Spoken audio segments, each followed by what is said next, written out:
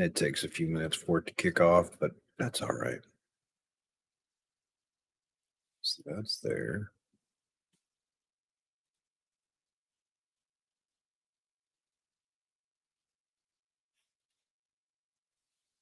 You're live. Right on cue. There's the dog. Every time. Well, this one's hanging around with me because he's got a wound. I'll share with you what he got. That I have it currently open at the moment. I got to rebandage it after we get done. But yeah, there you go. If you look at Discord, you can see it.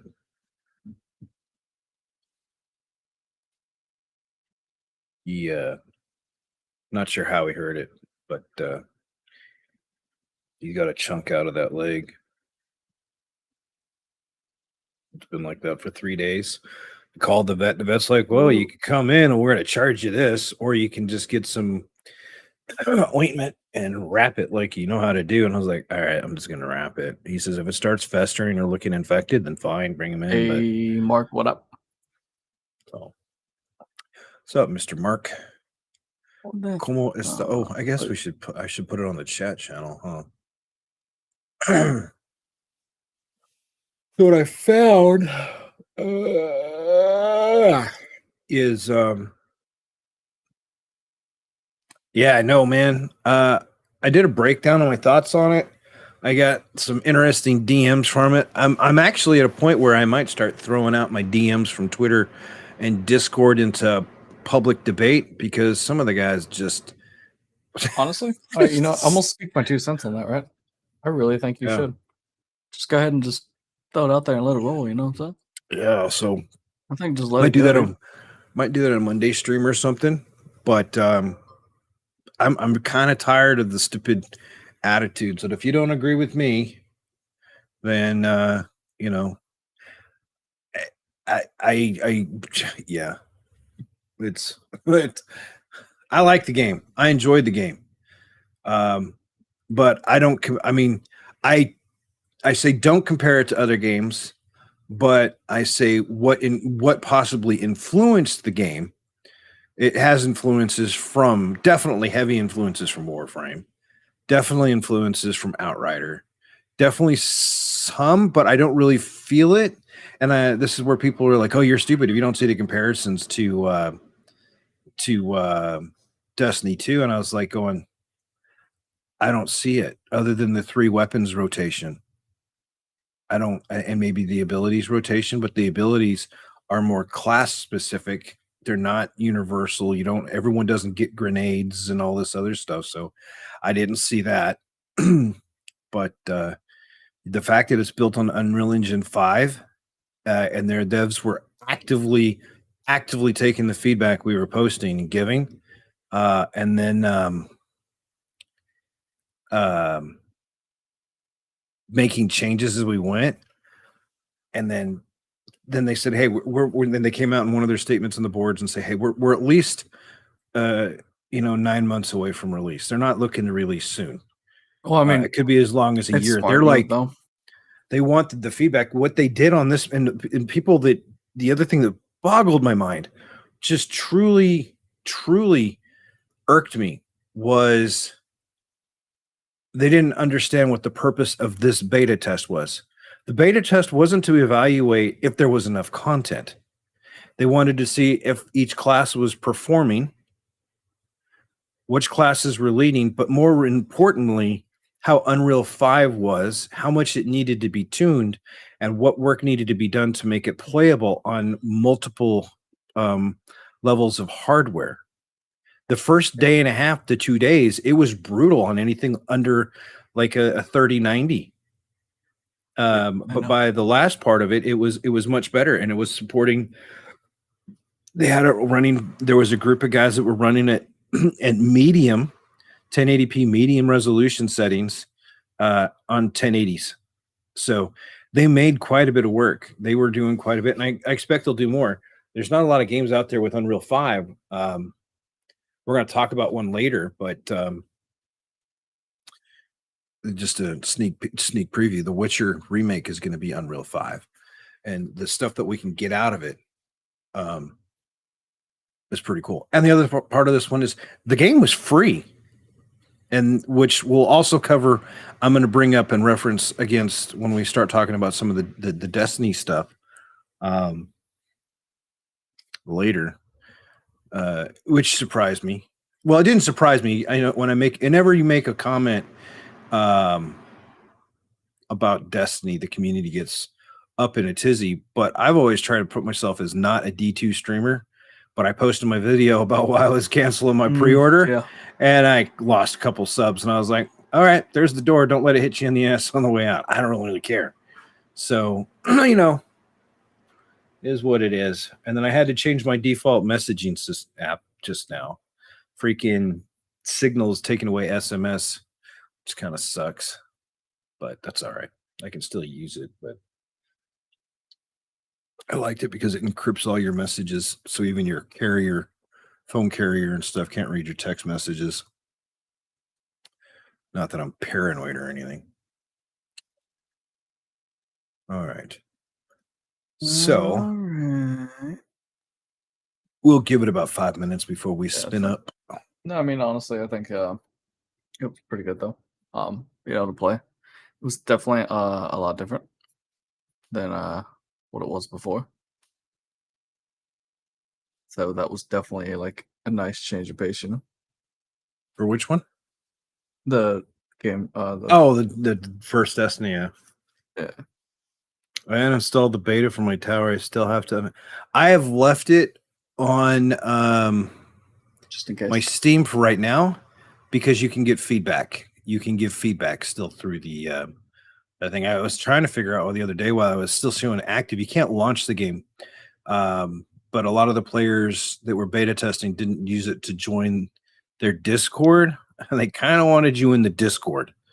Now, during the active beta, the Discord was crazy busy, but now it's kind of dined out, so you can navigate it around a little bit more. So that's what I did because my Steam ID does not match my First Descendant ID, and I found out so a lot of people are like, "Why can't? We kind of wish we could just search on our Steam ID. Why can't we have our friends?" Well, the reason that they're doing this is because crossplay. You're going to come into First Descendant, no matter what app you come in, you're going to have your Xbox ID, you're going to have your PlayStation ID, you're going to have your Steam ID, whatever platform, and that's going to get, and it can be linked to multiple platforms, but they're going to give you a First Descendant ID that can be universal across the board. So it's not specific. So I get why that is like that, and that's mostly for crossplay. I don't know per se, and I haven't really looked. There was one small thread that I saw that was talking about cross save. Yeah. But they haven't mentioned a whole lot about how that's going to work. So if you want to play, but the reason I believe it's going to be there is they were talking about, and they ironically, again, this is going to come into Steam Deck. They mentioned Steam Deck and how they want the game to be playable on the Steam Deck. So if you play on console, but you want to float over to the Steam Deck while you're out and about, you'll be able to. Sure wish Destiny 2 and Bungie would get off their butts and figure out how to make that happen, but they don't because they don't care. And we'll talk about that later too. Am I taking a dig? Am I being a little too harsh, sir? I mean, it is what it is. I mean, somebody's got to say it. Might as well be you, right? Yeah. Papa Geek don't care. So, yeah. So, I mean, at that point, dude, you just got to say what you got to say. You know what I'm saying? Yep. The big one's going to be topics tonight aren't going to be too bad. We'll do the Twitter stuff. That'll just, I hate that the DLCs won't fight. Right, Mark? Right? Well, like they're on sale right now.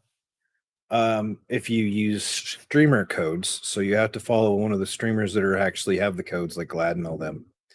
But even with the discount, you're still somewhere between $150 to $200 to get all the stuff. Yeah, it's a paid game. It's a paid for game. and we'll talk about it in a bit. But a paid for game better have better stability and like that, and not being as evasive as they are, because their performance issues are being caused by their own anti-cheat program, based on what I'm seeing in my logs, my own personal logs. So yeah. By the way, today is Zoa. If you guys are watching, we're doing tropical It's punch Zoa Day, today. huh? Yep. I didn't have any energy drinks today. I had peace tea earlier, and then a bunch of water. So I get 2 of these tonight. I'm currently drinking this. All right. It's almost done. Nice. And then Dude, did you see? Okay, yeah. Did you see the tweet that Linus Tech Tips put out? And I don't follow him anymore, but some of the people I follow retweeted him, and oh yeah, did they said Linus Tech Tips said, "I don't know who needs to hear this, but an RTX 4090 won't make you a better gamer." And somebody responded, "I don't know who needs to hear this, but Linus Tech Tips making random comments like this won't make him a better content creator other than being a sarcastic prick."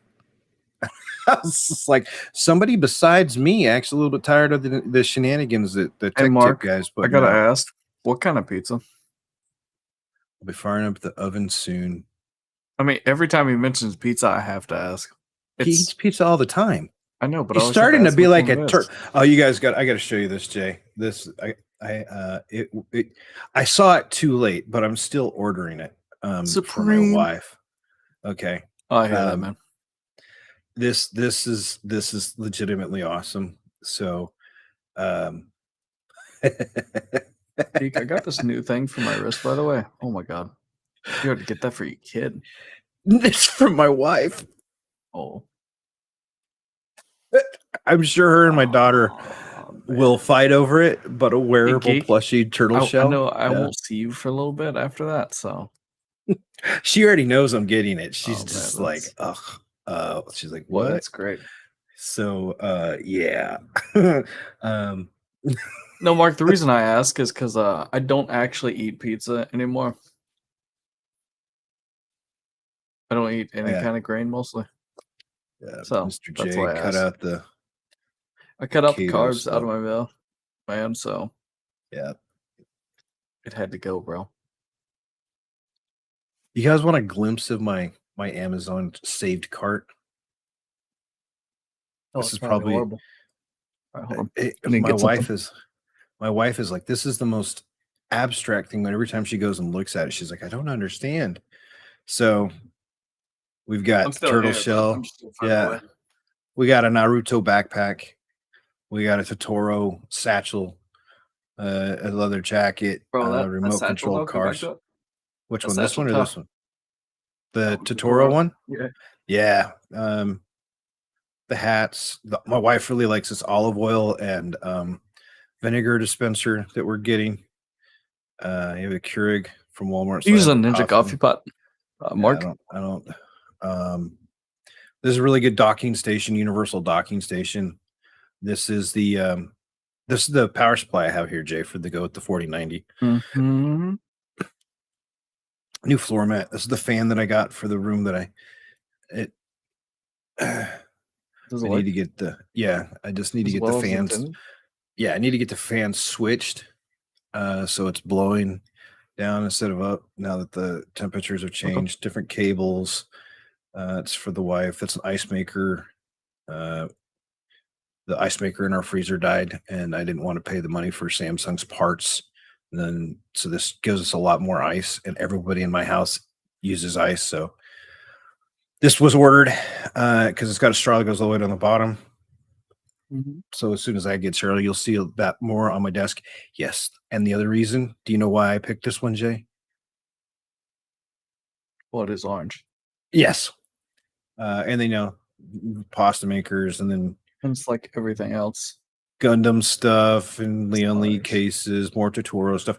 By the way, for those that need a power strip, this bad boy right here is awesome because, like, if you get like the routers and stuff and they go sideways in the wrong way and they take up like 2 slots instead of 1, this goes off the edge or on the side, and it has USB ports, so it's pretty dang good. So, yeah, that's not bad.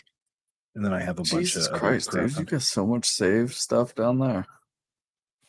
Yeah, I You rotate still through have it. a lot of stuff, huh? Hmm. Some of it's reordered stuff. You can order again, but the way we move stuff out of the cart is we leave it without realizing it. But we go through the epoxy stuff quite a bit. We've gotten a lot better with the epoxy. This is, yeah. So, but You got a lot of stuff to save over there, bud. yeah, I got a few things, just a few. You don't say. I can Mhm. see that you got a few there, bud. Yeah. So, anyways, um, so first topic, Twitter. Everyone's going to ask. I get it. I get you get the right versus left. I'm not getting political. I'm not going into it. I don't think it's going to have any impact on us whatsoever, except for the game studios that insist on making political agenda part of their games or their social interactions when reality is we're just here to game. And yeah, so I don't really see any negative impacts coming around from that. There's been a whole bunch of stuff going around about it. I don't really care, but I know people are gonna comment on it and ask. I know I got a DM earlier from one of the guys, You know it was and coming though. yeah, what do you think? Is it going to be down or it was more? It was more specifically about what I thought about him, Elon Musk, bringing in Tesla engineers to review the code instead of letting them. And then people are like, "Well, does the Tesla board know that Elon?" And I'm first off, Tesla's private, and Twitter is owned by Elon, so it's all under the same umbrella. And I would not be surprised if we see it get integrated into Tesla's stuff, which make it more viable. But from a gaming standpoint, they or more from a streaming platform standpoint, um, they are. He has already made it known that they want to start getting away from just being dependent upon ad revenue. I'll be right back, bud. Need to get something. Okay, and they will be looking to expand Twitter to do things like we do with YouTube or Twitch right now. So you actually might see Twitter evolve into a solid competition platform for live streaming. Now, will it be able to handle the load out of the bat like Google, like YouTube or Twitch? I don't know, but it'll be able to handle live feeds. They already have some live streaming, but if they can capitalize on that, I can see that going. So it'll be interesting to see what direction he takes in that I could see impacting gamers. Will we get more? The algorithms treat us better. Censorship make it easier for us to talk about games that might have some violence in them, or like Call of Duty Modern Warfare 2. You know, that game centers around some terrorism and all that other stuff, and other comments that if you were to actually type them, you could get hit, blocked, banned, shadow banned, or whatever inside of the Twitter algorithms as they were, or I don't know if I don't know how that's going to change or how quickly it'll change, but so I could see that going that way. But outside of that, I'm not sure.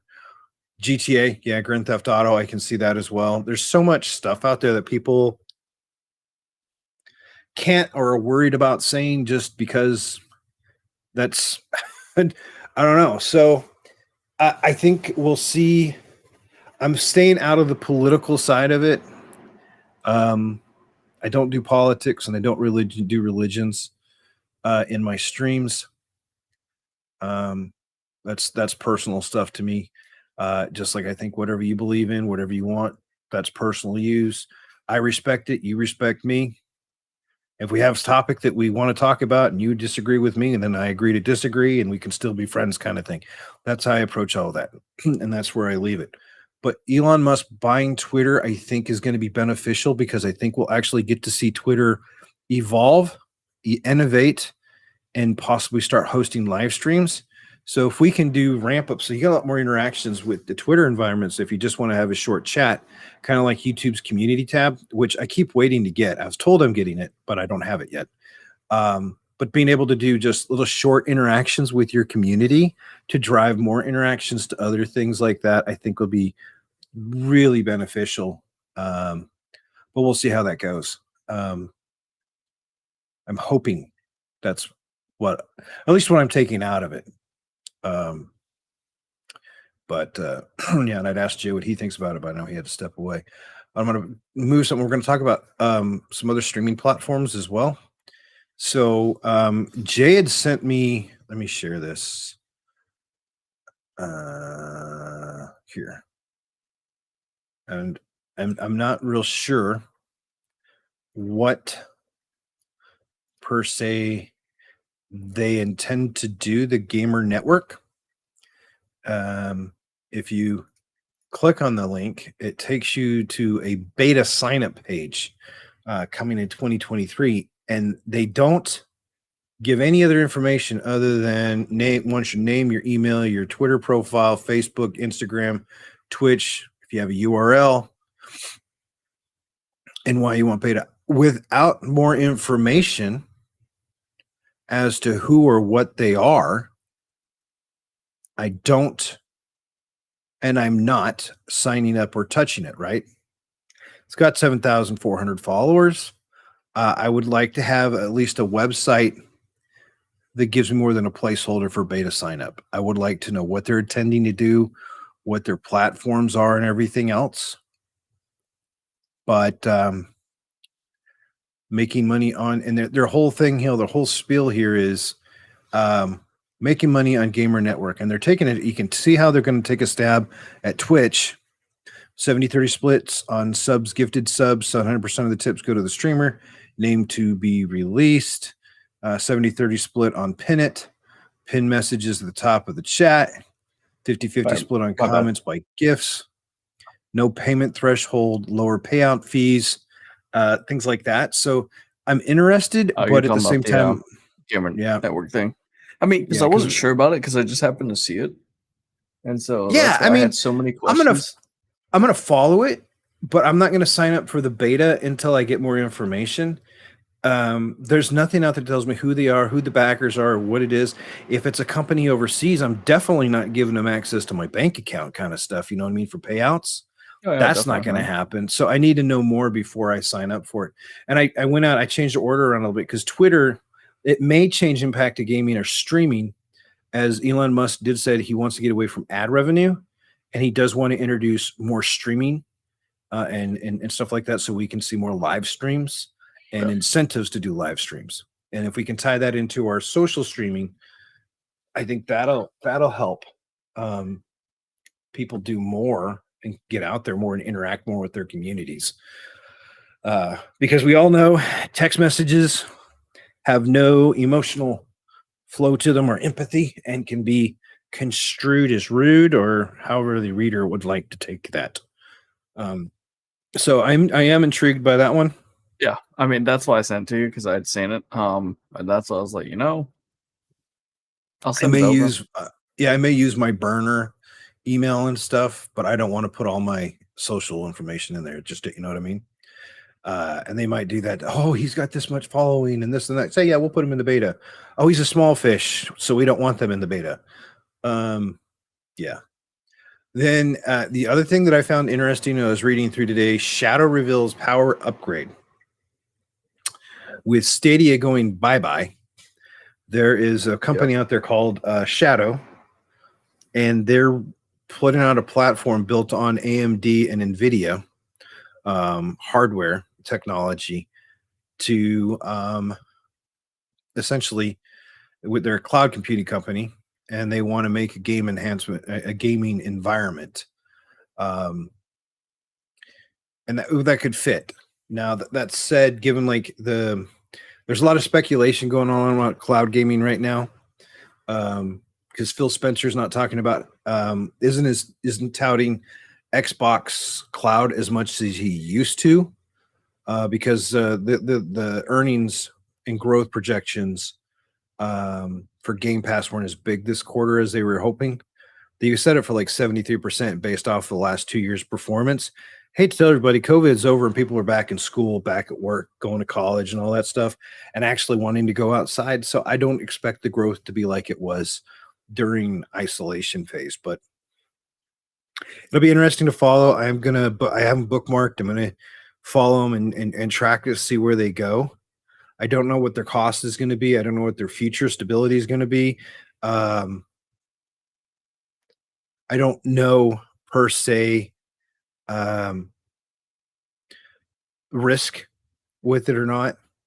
I would assume there's less risk going with these guys if like developers like Bungie wanted to use them for remote work or something like that versus Google, who's Yeah. got a track record of maintaining a graveyard of products that grows Yeah, I have no exponentially clue what every they want to year. do yet. So yeah, I don't know. I'm gonna follow it and see what happens, and hopefully, um,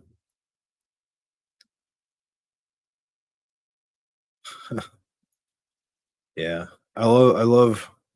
Um, I can So, pop King, up and why are you I'm on this tab? on this one. I don't know why. I was going for a notification that popped up. Um, the Linus Tech Tip one that came across Yeah, my that was all the way down there. Yeah. screen. Yeah.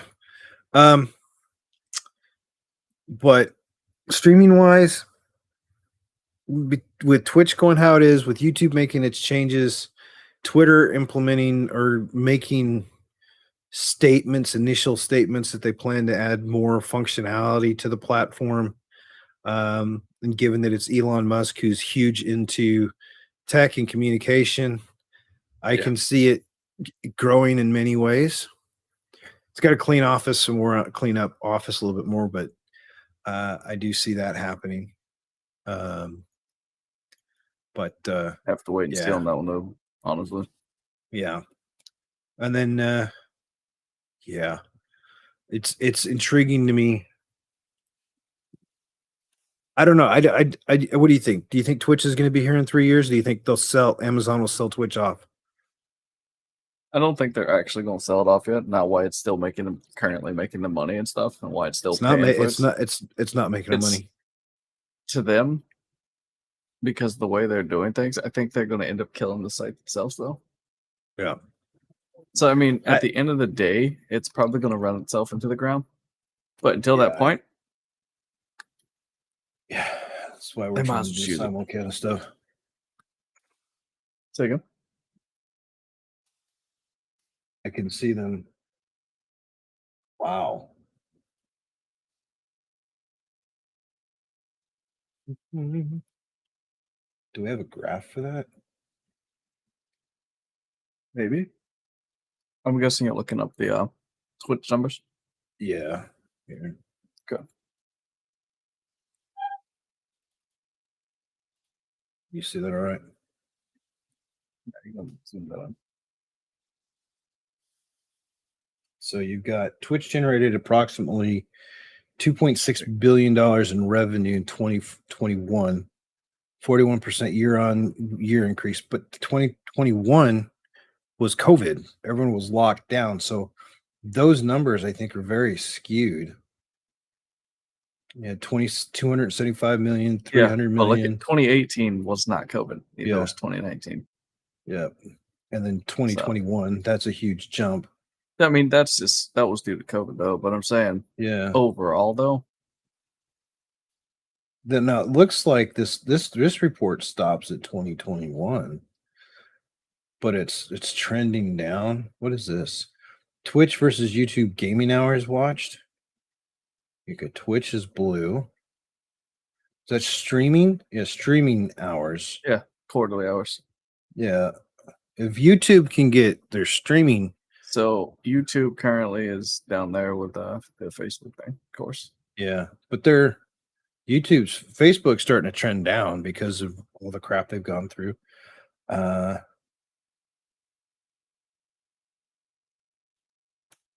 Yeah, so this is the demographics. I guess I'm small percentage of the demographics. Oh, what are you? 38 this year? Uh-huh. Yeah. 40. Yeah. Yeah. Yeah. We'll do 38. Yeah, we'll go with that one. Yeah, 38. um, He said, "Yeah, we'll go with that one." yeah. Well, that's definitely not there anymore. No, it actually is. It's most Boo. followed channels 2022. Yeah, but he just quit Twitch. Again. Yep. Pokimane. I don't do you follow any of those guys? I don't follow. I mean, I watch Ninja from time to The time. only one that I've actually watched from that list is Shroud. Yeah, So Shroud I do. that's the only one I've watched I from that I list, dude. don't think I don't think I've ever seen more than like 2 minutes of a Pokemon meme, and that might have been she doing something stupid.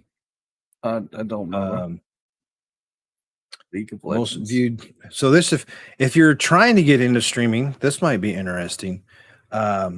Given that a lot of people are like, Wow. well, I'm going to stream League of Legends. Well, if you're going to go stream League of Legends, you got a lot of people to go up against. Yeah. It's very popular. You want to try to find a game that's got people that are interested in it, but it's not saturated with streamers. Oh, there's Dota 2. You gonna play that on stream now? No. Okay. What about Minecraft? Are you gonna play that on stream? I've tried, man.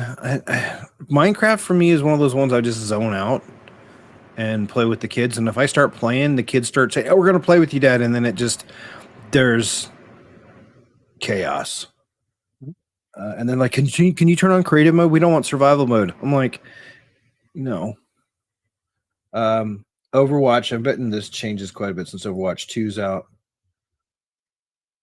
Twitch hit peak concurrent in June of 2020 with 6.5 million viewers.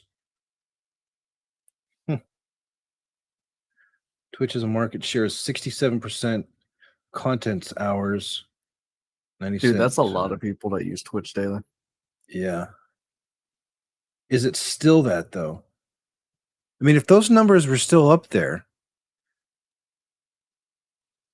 where is the revenue split changes and the bleed stuff coming from? Is it really costing Amazon that much to host Twitch and provide that bandwidth inside of AWS? Is it really costing them that much? That's a question I don't have the answer to. Because they're not showing you 2022 of Twitch. Yeah. Huh. It's something to keep our eye on, go Yeah. down the road. But I mean, other than that, man,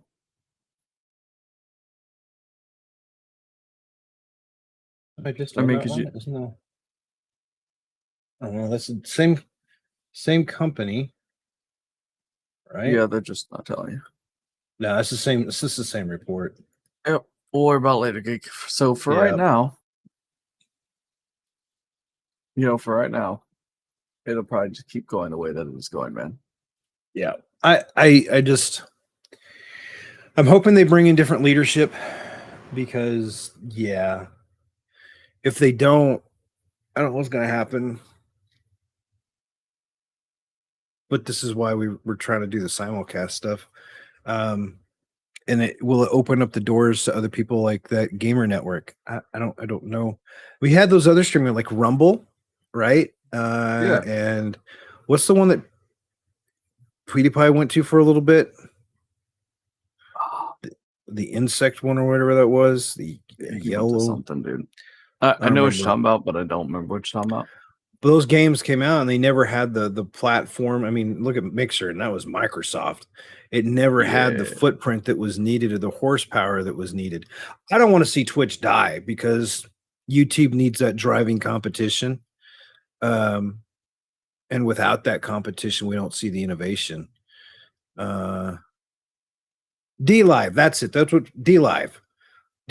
But DLive's been around. They haven't made any innovations, and BShoot hasn't done anything.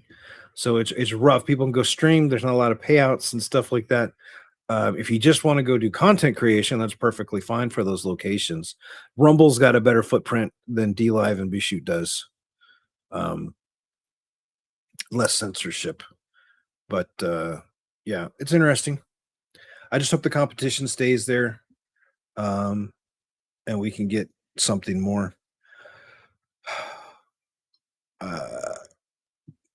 And then, yeah, now we're going to go talk about my favorite topic right now, where all of my DMs are blown up on this one. Yeah, I'm not surprised. Here, I'll read one that I got earlier.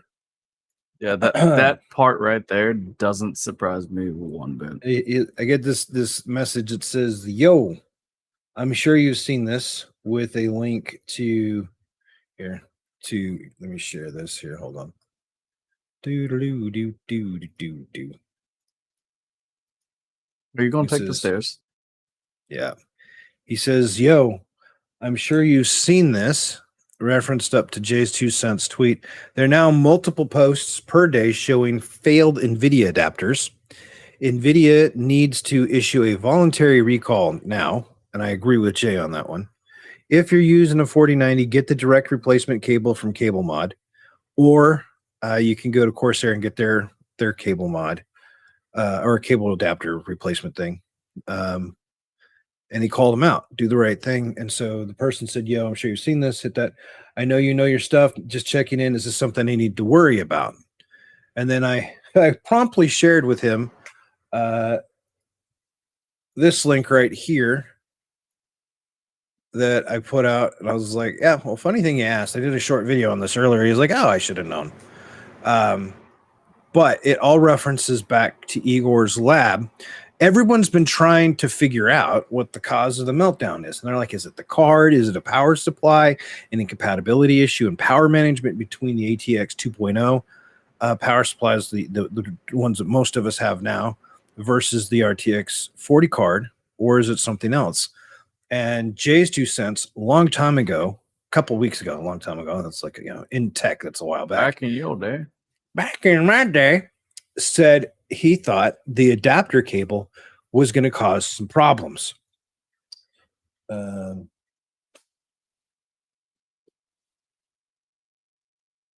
don't know where I put it, but I was going to hold up my 2080 Ti card and show you where the adapter cable stuff goes.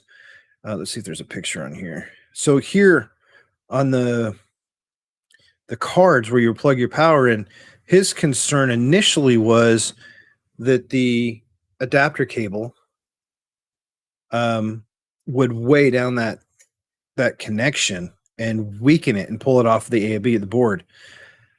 Whereas it turns out, and then they were looking at this cable, and because of how this cable's made, it's got some complications to it.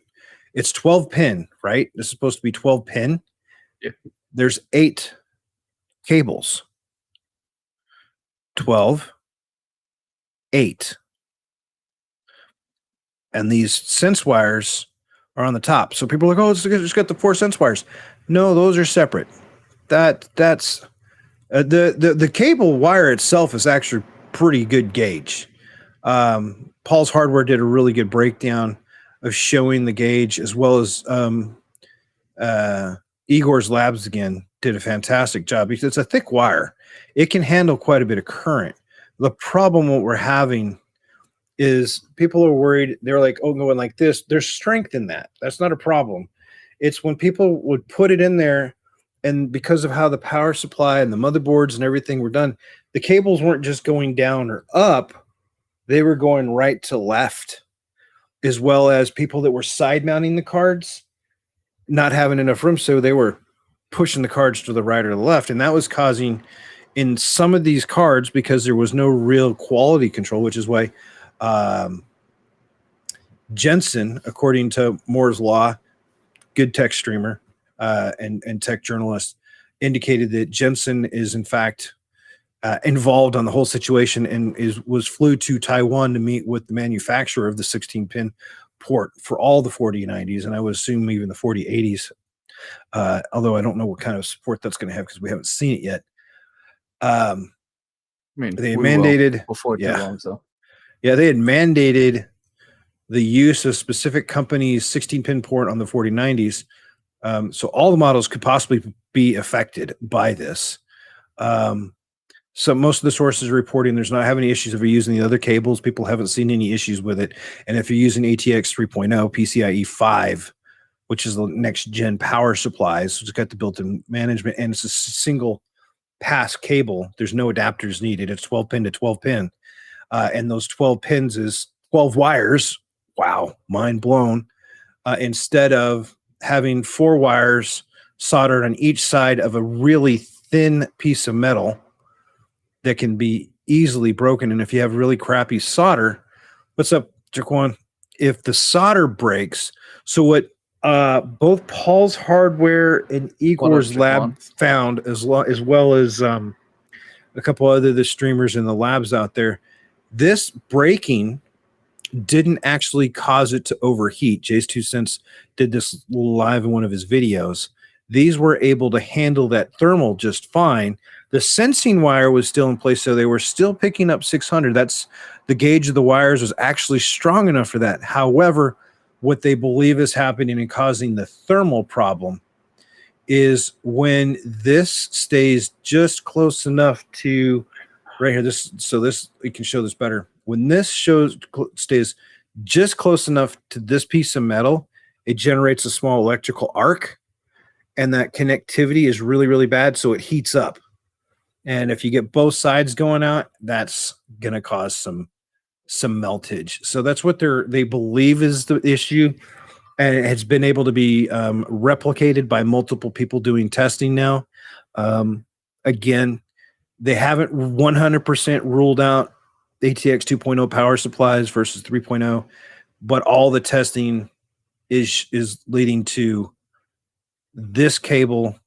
The solder, if you had the cable, if you got an adapter that was good solder, clean solder, well done, not having any issues.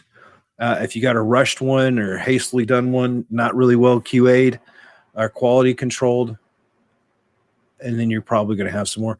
You can see here on these, the solder points, the 2 cables in the middle have a lot better solder points. There's more surface area, where the ones on the side, they don't have the room for the soldering. So you got those weak points as well. But they did quite a bit of testing, and Igor's did a really good breakdown of how the sense cables work, what the purpose is, how the ground's out. What there's a chip here in one of these lines and stuff. Now, so since while you're talking about that, right, I went to go to Reddit, because when you're curious about the problems that people are still having with them. Mm-hmm. Yeah, because actually, I'm looking at some of them, and some people are making because I said soldering 6 wires to 4 contact patches. Solder gets snap, boom, overheating. Yep. So some are speculating, and the hard part is knowing who reputable sources are. And Igor's lab is probably one of the top 5 most reputable sources that could have identified this. They're well thought of and highly respected by NVIDIA. NVIDIA's referenced them several times. Corsair's referenced their stuff. Jay's 2 cents, Gamers Nexus, Bearded Hardware. AMD has referenced Igor's lab quite a bit in some of their stuff in the past, especially a lot of people for how they look. Yeah, so I mean, talking about there too. So yeah, videocards.com references them. I mean, it's very, very, very reputable source. And for me to have them follow it means they have to have a decent reputation, because I don't just throw it out there. But I won't make a video without references ever, because I want to cite my stuff. So if someone wants to come argue with me, we'll know November 16th about how the 4080 is going to hold up. Yeah, we already know that the 4080 12 gig, the leak. Did you hear about the leaked performance on the 4080 12 gig? Yeah, it's got awful. It was horrible. 3090s were outperforming it. Originally, it's slower than a 3090 Ti. The guy came back, it's slower than a 3090, and in some cases, it's slower than a 3080 Ti. Yeah, they said that. I was just like, at that point, they were like, you could just get the 3080 Ti. Yep. Above that card and be fine. Yep. And they still, and then the 4080 12 gig, the concerns now is Why is it still $1,200? That 4080 12 gig should be $1,000 at most. Honestly, it should be maybe $899. They should have stayed within the ballpark Give or of what take. the cards were originally at. But hey, what Yeah, do I definitely, know? man. But such is life, bro. Yeah. So they've got the cause. If you have a 4090 card, don't worry. Don't use the adapter. Again, go out and get, as Jay's put it, you can go to Cable Mod. Corsair has, what is the link? Hold on a second.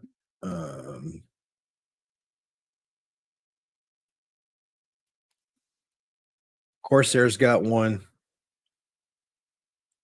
It's not readily available, but you notify when stocks, they're making them pretty fast. And again, as you can see here, here's the 12 pin that goes into the card. Each one has a dedicated line to it, and then you have the Sense line 600. Looks way more flexible, manageable, Looks better and than the last one. controlled. And it's only because of how it's built.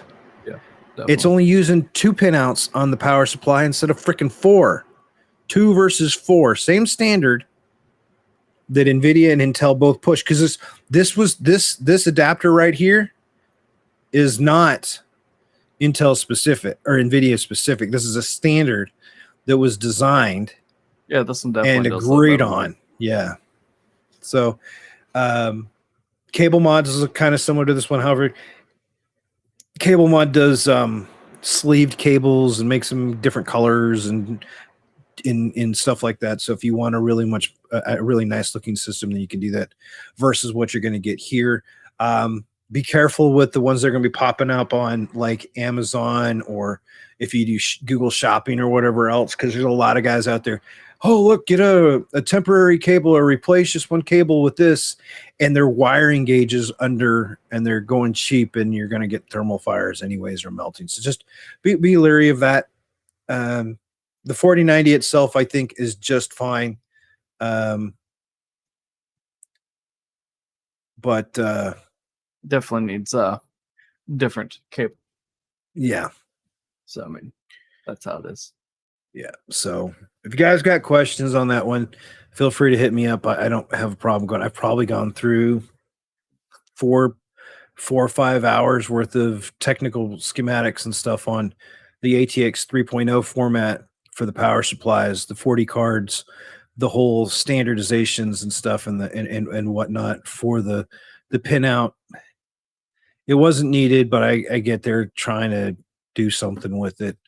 That is why I don't use dollar store USB cables. It just doesn't. No, no. You would be surprised. See, this is going to tie back to the yeah.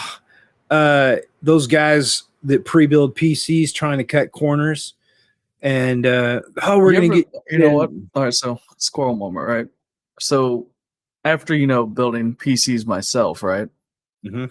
And so I was at one of the stores doing some shopping and stuff, right? And so looking at they had a PC on their shelf they were selling in Walmart. I was picking up some bulk stuff, just some quick little stuff because I just needed some light odds in it, so I didn't need to go to a Sam's Club or something like that for it. So I'm Mhm. walking through there, and I look at the PC, right? And it's got it's got 4 RAM slots, but it's got 2 of them in there, and they're sitting side by side. And the GPU's in there, I'm looking at it, I'm just like, Because the motherboard, dude, like I had there was like this much space from the bottom of the motherboard to the bottom of the case.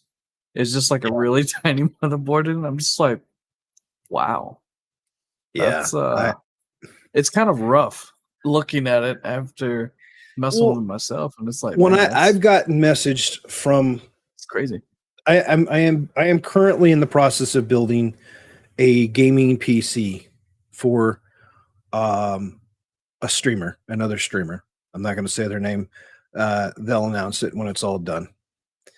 But I've received messages from a few others because they're asking questions. They've got sponsors to build their PCs and they want some questions answered. And so I've told them, if you want me on a phone call, I'll be happy to join in on that call while you're talking to the sponsor, so you can understand. Because one of the problems that is coming across uh, is the sponsor is a lot of the streamers aren't tech savvy. They know the terms, they know what's hot and what works and buzzwords, but the rest of it is kind of confusing to some of it. And the PC builder is saying, "Oh, we're going to give you this." Now they still have to pay for their system, right? They're not just getting, unless they're really big streamers. They're probably having to pay for their PC at a discounted rate, right? Which is typically how it works. Now, I think like one or two of the streamers, I know Glad's, his system was just sent to him. I'm not sure about Clyde's. I'm not sure about a couple of the other streamers out there. I know Power GPU posted about one they sent to some really big streamer lady. I can't remember her name because I had no idea who she was. Had to go Chloe look her up. She's, yeah, was the Chloe. first one. I don't remember the rest of it. I just remember that part. Yeah, but you know what I mean. And Because she has lots of viewers. I remember people talking about it. So, but Nvidia had sent them the card for her PC, right? So I mean, you're either going to have the one that's just given to you, and if it's given to you, can you actually say what you would like in it? Or if you're paying for the parts at a discounted rate and you're being misled one way or another.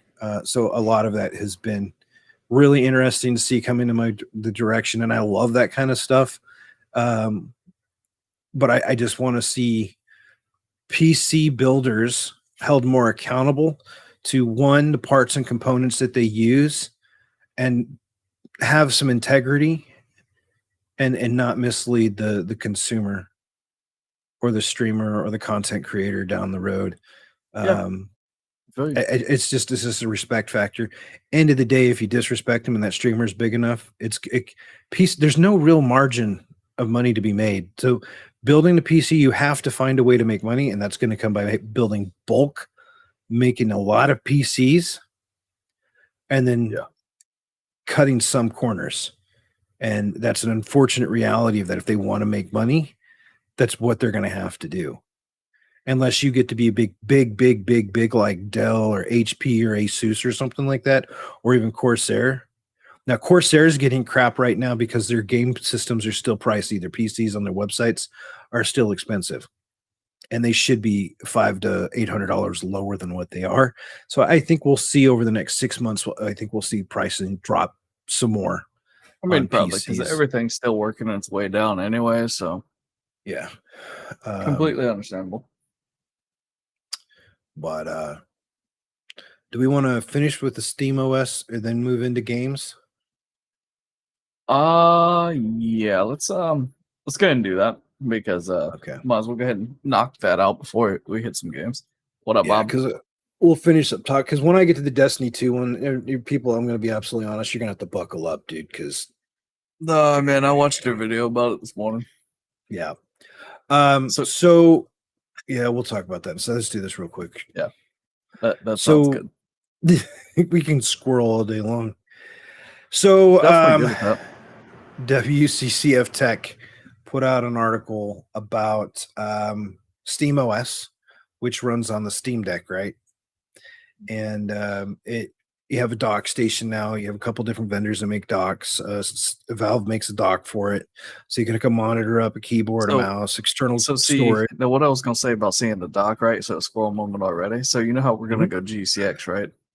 Have a Steam Deck, bring it down there, and then just throw it up on TV or something while you're down there. That's the plan. So that is the plan. It's like because you'll also be able to hook a Steam Deck. I might be able to get one of my buddies to buy that instead of trying to get a PC to play. Is it because as it goes through its evolution? So I can see that becoming more and more of a mobile. The thing that they have to overcome most is not storage. With the 1.5 terabyte micro drives that Micron has put out to market, that should be hitting by the end of this year. The fact that it's easy, really, really easy to change out the 256 gig, 512 gig M2 drive that's inside to a 1 terabyte or a 2 terabyte. Pricing's a little more expensive when you're that small of a drive because they're the small M2s. Um, so you're looking at 2 terabytes, going to probably set you back $250, $300. But between that and the 1.5 micro SD that you can swap in or out, or the 1 terabyte micro SD, you just get a library of cards. You're 3 or 4 terabytes, which is more storage than most of the guys I know that have PCs. Snap. Slap. You gonna do him like Yeah. that? Yeah, I am. What's up, Bob? And I realized you were gonna do him like that. I'm gonna have to clip this and show it to him. But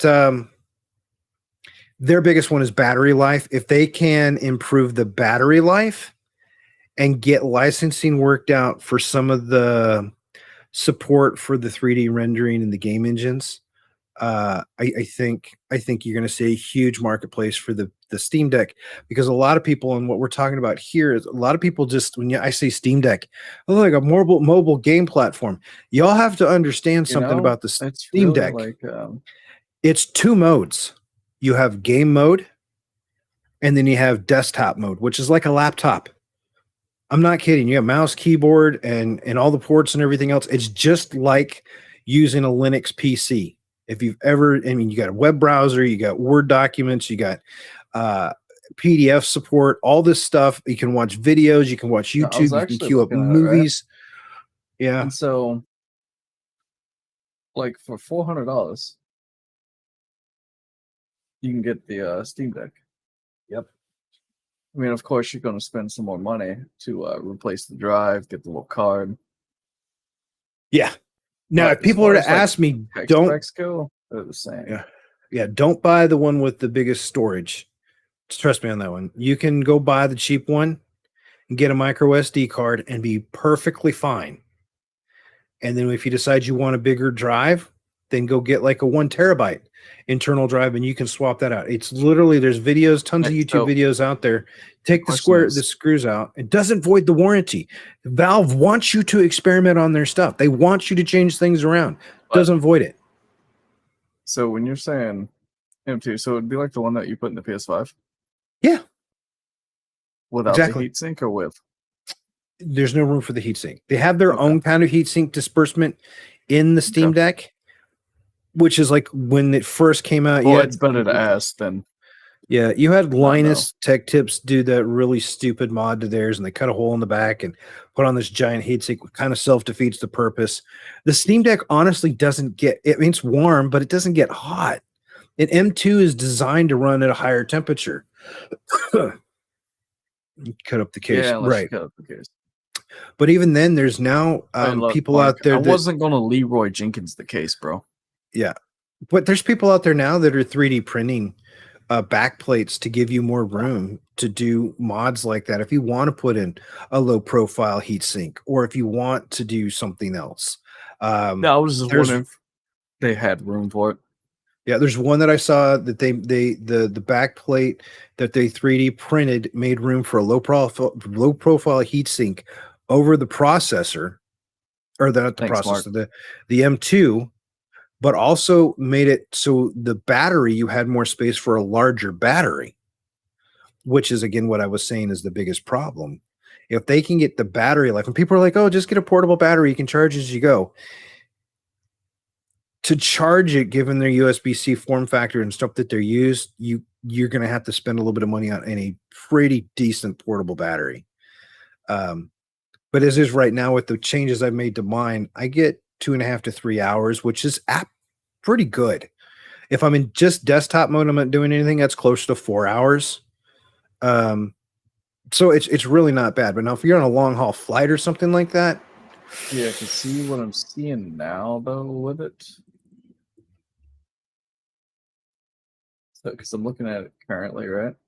Mm-hmm. So what kind of battery do you have in yours? I'd have to go look up the one that was shipped to me. It was off of one of the tech sites. SteamOS has a dedicated Discord and forums, and you could follow the tinkers and everything like that. 40 WHR battery. Sounds right. 45 watt USB Type C. Yep. Yeah, it's double what my cell phone charger is. And I can tell you right now, if you try to use a regular USB like your phone charger on it, it will charge, but it'll So take 10 times longer. And yeah, it'll constantly tell you that. because mine's 25 watts. Yeah. So you need to be mindful of that. But here's this article is talking about the fact that the SteamOS has gotten enough input now, enough buyback, and enough success with the Steam Deck that the OS is getting a lot more repositories, and those that are moving in the world of computers and IT and all that stuff, repositories are really, really cool. Think things like GitHub and stuff, where third-party developers have come out and made really cool programs that integrate with the OS because it's Linux. Now there's security, so you got to always verify the source, make sure they're not malicious or anything. So you've got to have some sort of governance over that. But it's really cool what they're allowing the media creation tools and stuff to do, which gives a lot of hope that not only are we going to be able to do this, but there's the idea that they believe, and there's some indications that OBS is working on it. You'll be able to install an OBS lightweight client on the desktop, run it in the background, and switch to gaming mode and be able to stream from your mobile device. Now, we all know gaming over Wi-Fi is just a bad idea, but if you have a dock, you're in a hotel, and all this other stuff, it might be plausible if you're traveling. Yeah, that's what I was thinking, because that would be so convenient, dude. Yeah, but also nice. being able to do stuff, treat it like a workstation, or like a laptop, a travel laptop. I'm good to go. I mean, It's cheaper than a laptop too. Yep. I can bring that with me. There's development ongoing right now. So your cell phone, you can bring up a virtualized keyboard, Bluetooths over to the Steam Deck. So if you've got kids, you can run the games from there, and then they can use the phones or their tablets as a controller. You can't tell me what they've done with the Steam Deck has not been innovative. That is the smartest thing they've done. And seeing stuff like this come through, I'm really excited about it. And we made it almost a whole hour before my daughter came in here, right? That's impressive, honestly. You're what, Gabs? Hungry. We'll go tell Mom. All right. She was screaming bloody murder earlier. She has these because it finally got cool here. She has this fluffy knitted unicorn hat and matching gloves, and she was scratching her eye, and a piece of the lint came off the glove and got in her eye. And man, that's you could have heard. That's rough, dude. You could hear her screaming outside the house. I was just like, it's whatever. But the other thing is their support now that I got an email on. Their support is growing even more and more games are becoming available. And I suspect the Steam Deck 2.0, when that comes around, I would guess probably end of next year, with new processors, new RAM, new whatever. I can see it being my kids getting a hand-me-down and me getting the new one. But with the lessons I've learned is I'll buy the smaller the smaller storage space one and upgrade it myself to save some money because, yeah. But I am excited for what we're going to get. More support for docks, more support for PC usage, business use cases. Yeah, being able to do all that. So I'm pretty excited for all of that.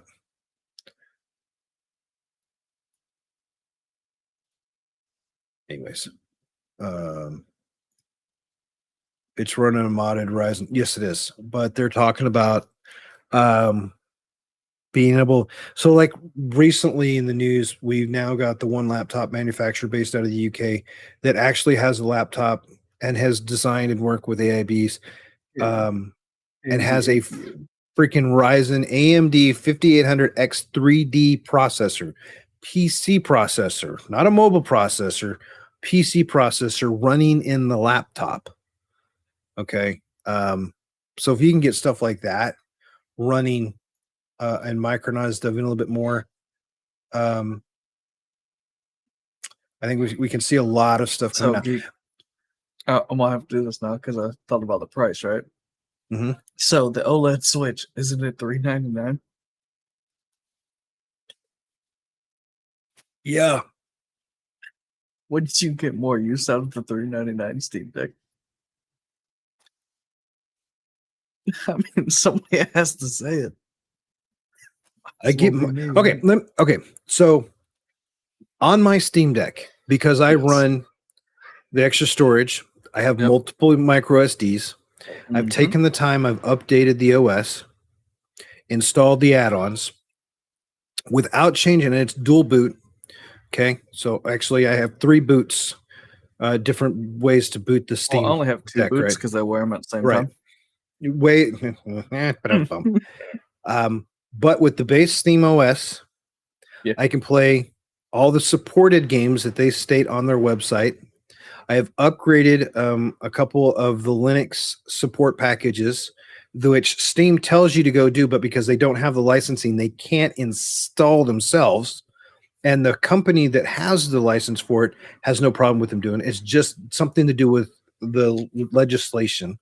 Update it. I have a ton of games. I probably have access to over 100 different games on the Steam Deck through Steam.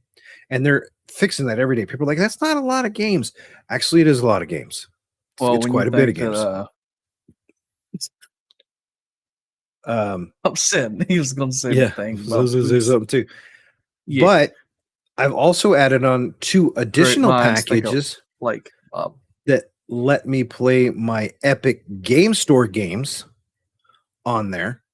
So now all of a sudden I have SteamOS, I have Epic. I have another package that lets me play any Xbox XPass Cloud game because the cloud's hosted there and I can go through an interface. And then Okay. I have a boot to go to Windows 11, which then lets me play, I would say, about 30 of the Windows XPass or Windows Xbox PC games. Right? I even in Windows 11, it even lets me run Diablo 2 and Diablo 3 without any issues whatsoever. Right? So it's great. And then there's another. I have that's in the other room. A 1 terabyte micro SD that I can switch to boot to that is full on Nintendo emulator.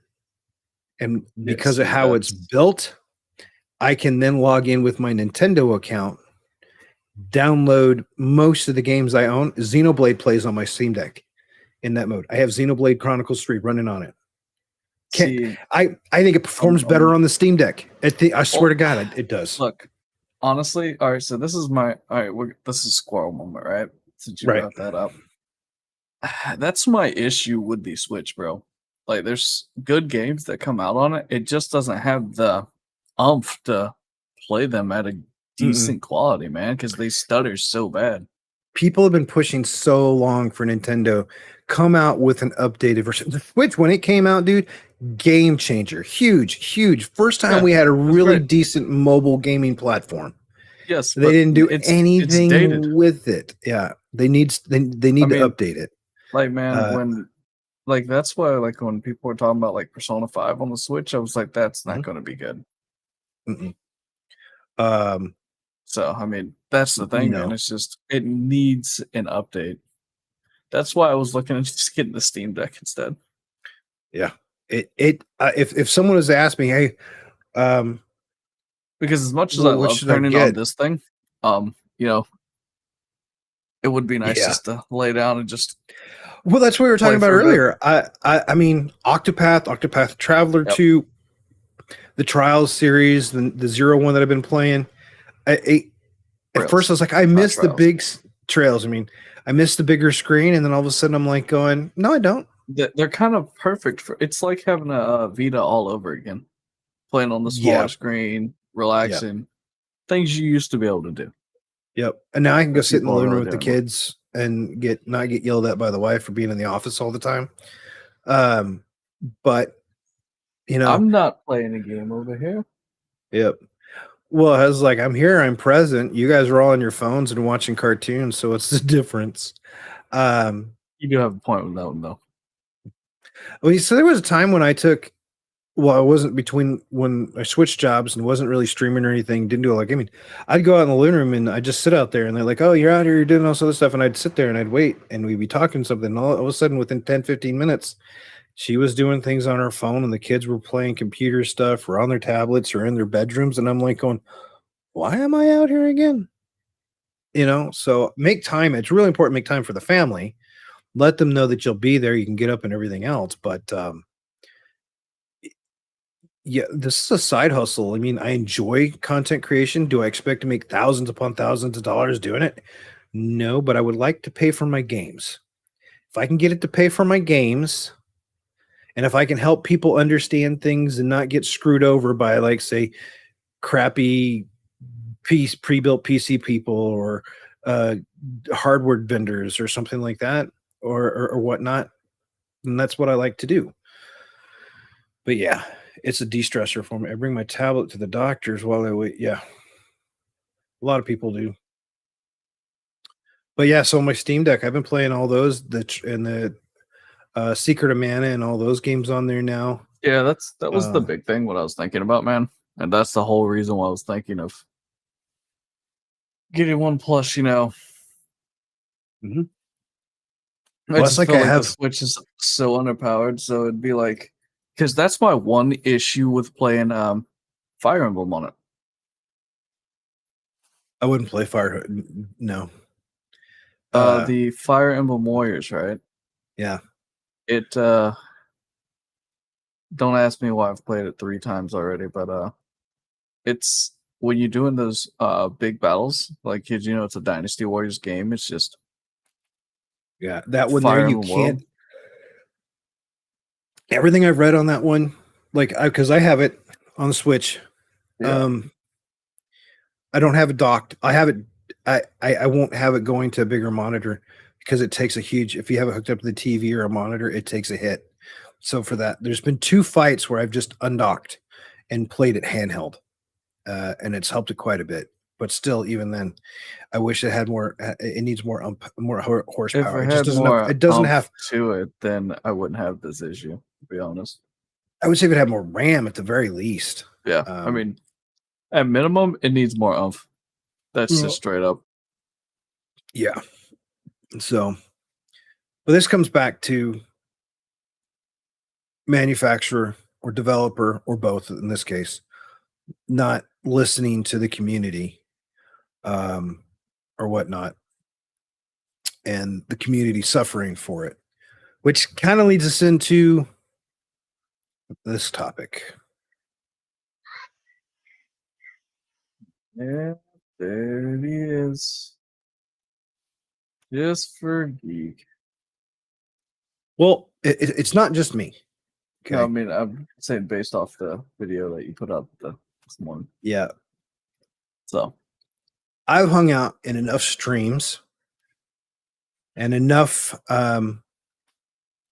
channels and enough friends in D2 with me having a 54,765 hours plus in Destiny 2, having hung out in streams for like Swesticles, Ebontis, Glad's had streams where he was talking about it.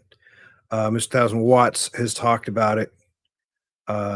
You're seeing a lot of these content creators that used to be just Destiny 2 now expanding their horizons, right? They're trying different things, whether it be cooking streams, whether it be Mario. CB is doing more Mario in his streams, more retro gaming in his streams. And the question is, what's wrong with Destiny 2? Yeah, Easy is like Easy's there. What's going on, Mr. Easy? what up? So I started doing some research to find out if I wasn't the only one feeling like I was. And I know Easy, he's here. Easy and I have talked about it. He didn't do the pre-order for Lightfall, and this is a guy you guys need to understand. Easy does day one raids. He's sick, twisted in the head, and loves doing that stuff. I used to, but when they switch from we don't want to work on the weekends. Wait, what are you sick? I hope you feel good, dude. I got some Maruga Scorpion hot pepper sauce, man. Dude, that's Send not that going to chug- help. That's going to make it Yeah, worse. clean them out. I'll have another problem at that point, seepage. Yeah. See, he doesn't need that problem if he can't get out of bed to begin with. Yeah.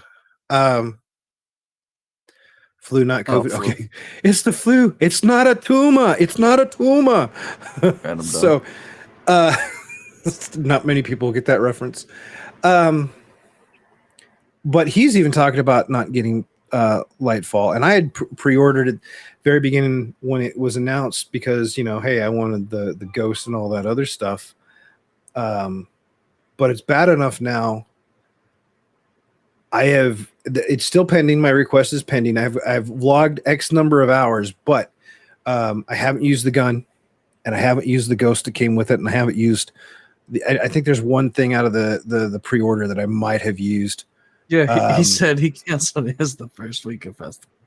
Yeah, so exactly more. So I'm assuming they have, according to the rep that I talked to for Steam, they have a high volume cancellation volume at this time for Lightfall. Now, there's no articles that go out and talk about that. I try to find a statistic for it, but they told me I should be able to expect my refund probably Monday or Tuesday. Okay, I'm good with that. And I decided to put out a video on that. And I'm not a D2 streamer. Everybody knows that I'll play D2. I might occasionally stream it, but I do nor have I ever wanted to be known as a Destiny 2 streamer. There's plenty of those guys out there. I'll go help them in their own streams and everything else. This is just not something that I want to be known as a streamer for. I put the video out there. First thing I noticed, now, a small guy, within 10, 20 minutes of that video going live, 3 subs gone. Yeah. Just gone. And I was just like, whatever. Don't let the door hit you on the ass on the way out. It just boggles my mind how sensitive they are about the game. And this article came out here by Sportskeeda where they're talking about, Bungie's done this, and they introduced Arc 3.0, and they introduced a couple weapons. But as I say right here, while Season of the Plunder did introduce new weapons, armor pieces. Zoom in on that a little bit so you can read it. Yeah, there you go. While Season of the Plunder did introduce new weapons, armor pieces, and Arc 3.0, the objectives became more demanding, aka time consuming, and your only reward was a title. A title. I don't play a game for seals or titles. It's a completionist if you want to accomplish that. It's an achievement. I'm okay with that. But bulk of us, I'm not about a title. I'm not about a seal. I'm not about taking a day off and wasting a day of vacation to do a day one raid either. I think it was great when they did it on Saturdays. You had a lot more people competing for day one. Now, by them moving it to a Friday, then this is my personal belief, and I got crucified on this one. I tweeted about it when they made it.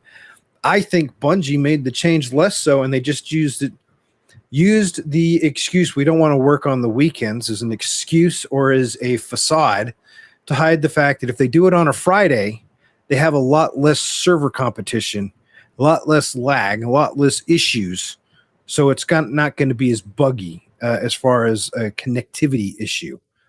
And the fact that next season is so far only old raid content and 5 new titles plus most likely. But okay, hold on. But we're getting Deep Stone Crypt craftables. We have to go re-earn all of those, just like we just did for, I don't know, what was that? Dares of Eternity?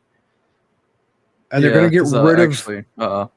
Because one guy that I'll say that done it was Bobby Sox. Spent 135 runs. Yeah.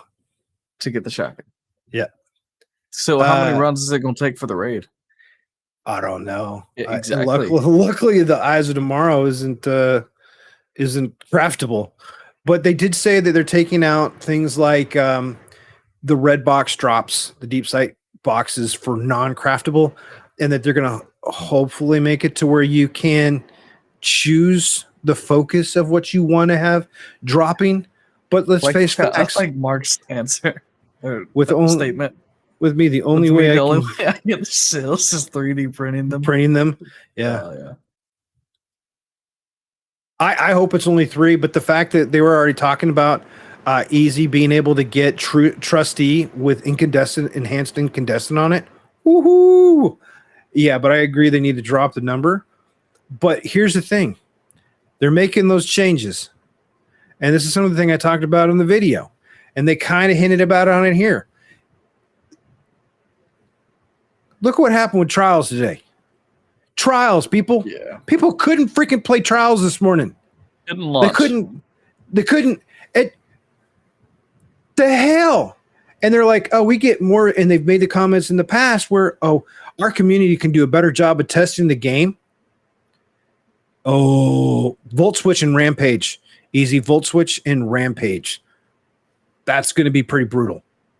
On a primary kinetic where the where that'll be interesting.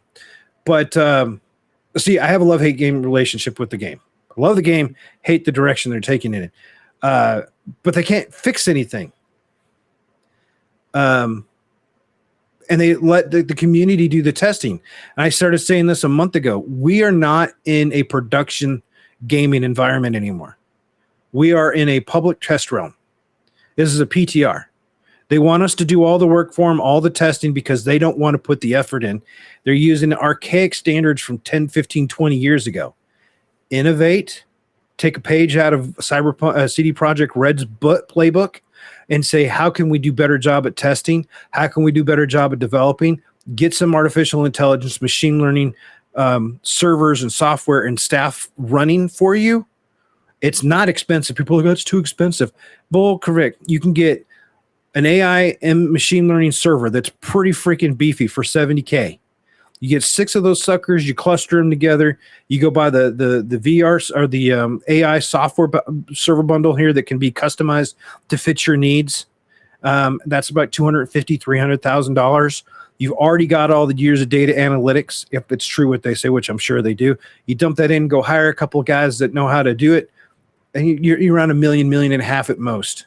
And that's a drop in the bucket, right? That's a drop in the bucket. But being able to simulate tens of thousands of weapons, armor, and ability combinations and seeing if it breaks anything, being able to load your changes into a virtual environment, and you don't have to have any graphics. It's not graphics. That's a whole different testing type. And be able to simulate that, and all of a sudden simulate, say, 10, 20,000 connections to it, and not have to wait on your community and then have to do a public statement from like Bungie Help. Hey, we're investigating where some issues people can't connect. My comment on the other day, why'd you guys even post? We know that no matter what events you're going to launch, it's going to have a problem. Just wait. Most of us just wait. I don't even bother. Heck, there's even some days when they do a hard reset. We don't even bother. I don't even bother worrying about trying to play the game till an hour after reset. Because they have to work through all the issues and the emergency troubleshooting. So that's one of the big reasons I left. They keep saying it's a free-to-play game. Bull crap. It's not a free-to-play game, and it is a 100% free-to-try game. My son is extremely disappointed in the fact that, like, oh, you get to try all this stuff during the Epic Week. And as soon as that went away, he couldn't use the new ability. He didn't have access to this or that. So all of a sudden, they've teased you. They've given you foreplay. If you want to keep playing, you got to go buy it. And I told him if he wanted, I would. He's like, Dad, I have no interest. I don't play enough for that. I can't justify that. There's a lot more fun games out there. He had a blast playing First Descendant. He got on my account. I let him run wild for a couple hours on there. The kid had a blast. It took him. Yeah. He enjoys Guild Wars. He still plays Guild Wars. He has his own account in Guild Wars. Yeah, but he's like, in many ways, when this comes from a 9-year-old, now he's pretty smart, where he says it's easier to figure out what to do in a game that has very little documentation, is still buggy, it's still in beta. I know what I'm doing, and I have better instruction on my abilities than most people get in Destiny. And he's not wrong. He's not wrong. For those that did the first Descendant beta, I'm not comparing it to. I don't compare it. I said there's influences and stuff for the first Descendant. It took Did it have some influence from Destiny? Maybe a little bit. Did it have influencers from like Warframe and Outriders? Yeah, all that stuff. But it also had stuff in there. You had small tutorials. You had maps that show you where to go, numbered mission points. So it was holding your hand a little bit. It had instructions and things on how to do the runes and how to do this and how to do that. And he says, Destiny doesn't. You've got a guy you're supposed to go to, and then you're locked behind doing quests if you want to go do anything. Or in First Descendant, he's like, I just wanted to level up a character. We unlocked Sharon. And he went and he took her from level, I think I had her at level 10, and he just went out and played her all the way up to level 40. He had a blast. He didn't have to do anything. He just went out and did it. He wasn't, and it didn't keep him from having to go do certain things. Now, in First Descendant, you did have to do the initial question on one character to unlock all the bosses, right?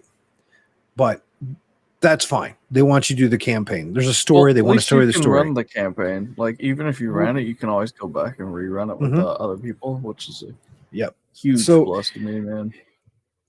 But he's like, Destiny isn't spelled out that simple. And then he's like, if you're a new player coming into Destiny, yeah, there's a ton of content. There's a lot for you to do, but at what point do you start? Or like that's the issue, I think, too, for a lot of new people. There's just so much going on.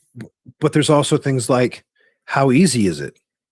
When you've got, sure, Sweats knows what he's doing with the game, but when he can go from a brand new account, level 1, all the way to game ready and Kingsfall ready and raiding, he did VOG and Kingsfall, I think, in less than 24 hours. Glad did the same thing. Several other streamers, see, those are streamers that know the game really well. I'm talking about a new player.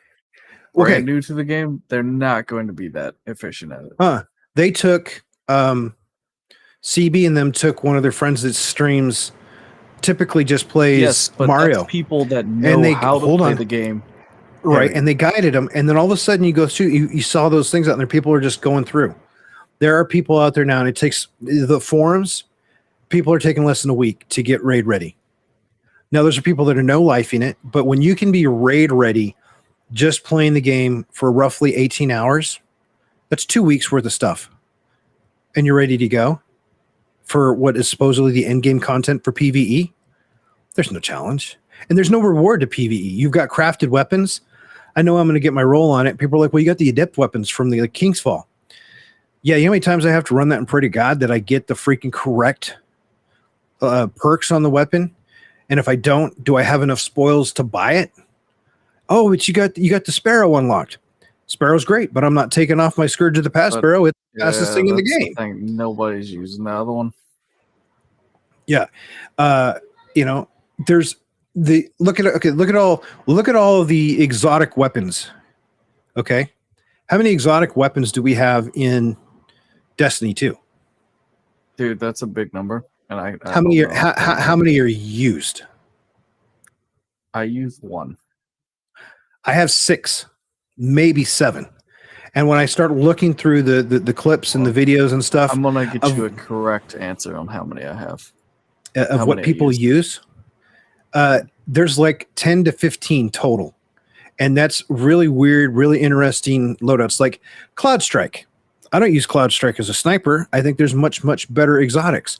However, if I am supposed to go get exotics or sniper kills. What up, Joe? What's up, Joe? Like I was for this festival where I had to go get X number of sniper shots. I just went to Shirochi, and Cloud Strike, since it's got the perk on it where electricity, I can just hit somebody in the head and it chains to the other mobs. That was a very, very, very fast and quick way of knocking out that quest triumph. It was still time consuming. You've got this grind, like this article goes in and talks about the grind that is now in there and Scallywag and what you have to do. And they were, you got to go run master, catch a crash. No matchmaking, so have fun with that. But, I had to cancel, and they don't care about the intrusiveness. They don't care about the player that has spent money and tried to stand by him. It doesn't mean I'm going to stop playing Destiny. I have that really bad love-hate relationship. Okay, I'm going to still play it, but I actually use 7 different ones. you're probably like me. 7 or 8. Yeah, 6, but I mean, probably like 4 or 5 regularly, 3 or 4 sitting in the vault that you can rotate to.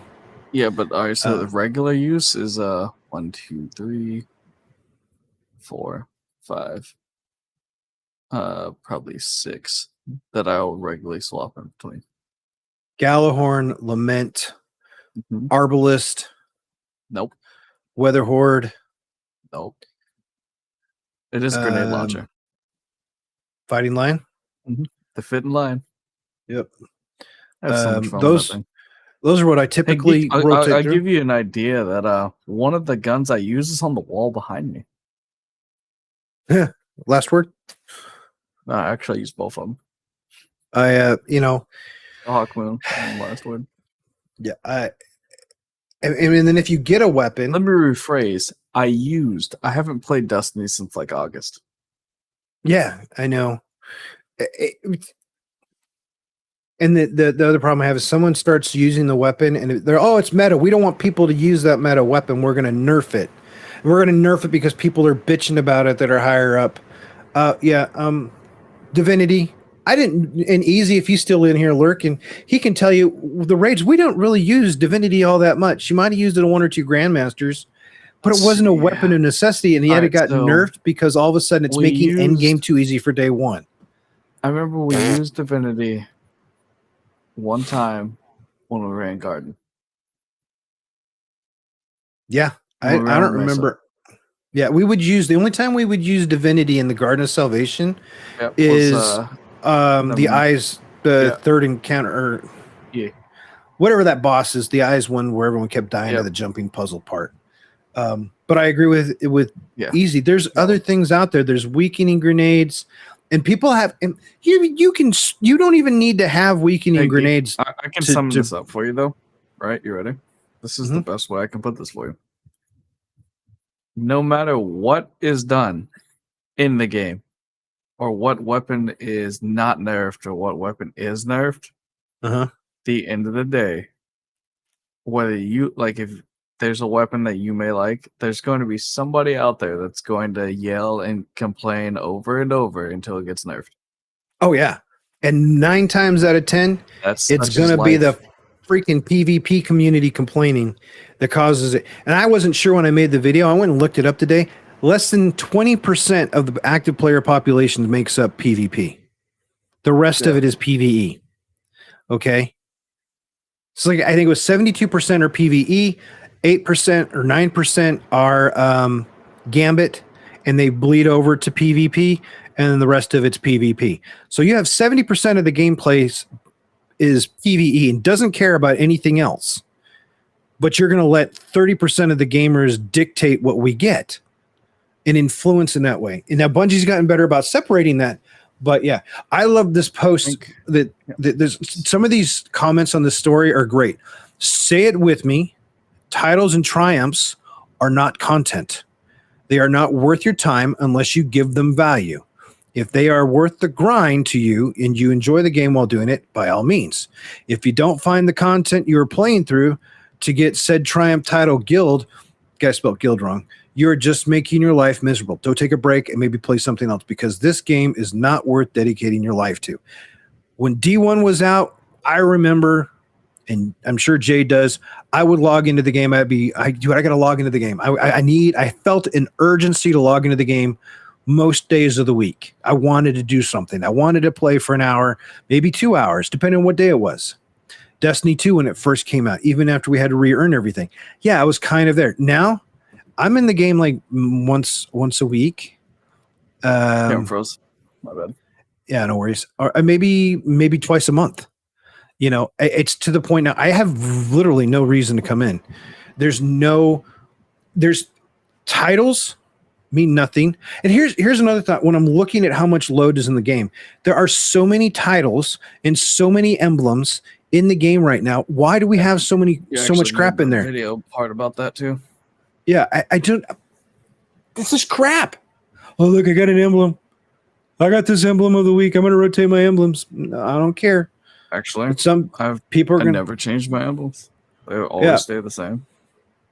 Like, I don't know about y'all or It, anything like that, but personally and then myself, you've got the anti-cheat, which I touched on in the video as well, is so intrusive, but they don't want to talk about it. And people, when I bring it up, they're like, oh, just shut up and let them talk about this. The TWAB, they tried doing a technical TWAB once and no one cared about it. It was like pulling tooth. No, I guarantee right now that they've got people inside of Bungie that are working on those issues, and they've got executive summaries from management telling them what the hell's going on, and they're trying to figure it out. They're just choosing not to talk about it.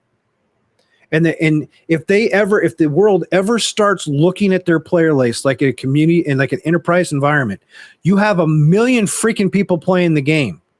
You're pissing off a million and dissing on a million customers. If they keep doing that and other games keep doing that and they want to do that, fine. There's going to end up being more and more legislation from a government. I don't want government in my gaming.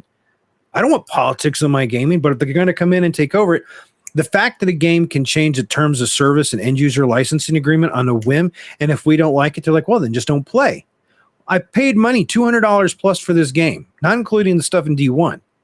$200 plus in this game, not including playing it on different consoles. Yeah, or, and they're allowed to go change. PC yes, so you go look at the original terms of service for Destiny 2 on launch, and you compare it to what we have now. It is dramatically different. I paid for it on day one. Why did they get to change the terms of service without my input on it, without the consumer buy-in on it? And we don't get any say in the matter. We have no rights. There is going to be digital intellectual rights legislation coming out in the next couple of years because of crap like this, because of games doing stupid crap like this. And it's already moving. But they're anti-cheat. They crossed a line when they banned players that used their PCs for more than gaming. I use my PC for more than gaming. But when you piss off people that do forensics analysis for a living, and these guys that they banned, I know them, are really freaking good at their jobs and have connections that you really don't want to work. When one of the guys that gets banned regularly testifies before Congress for power grid security, there's a problem. That shows he has a couple of professional programs on his PC, like I do, wasn't running and still got banned. And that says that Destiny took their anti-cheat and said, hey, look, guess what?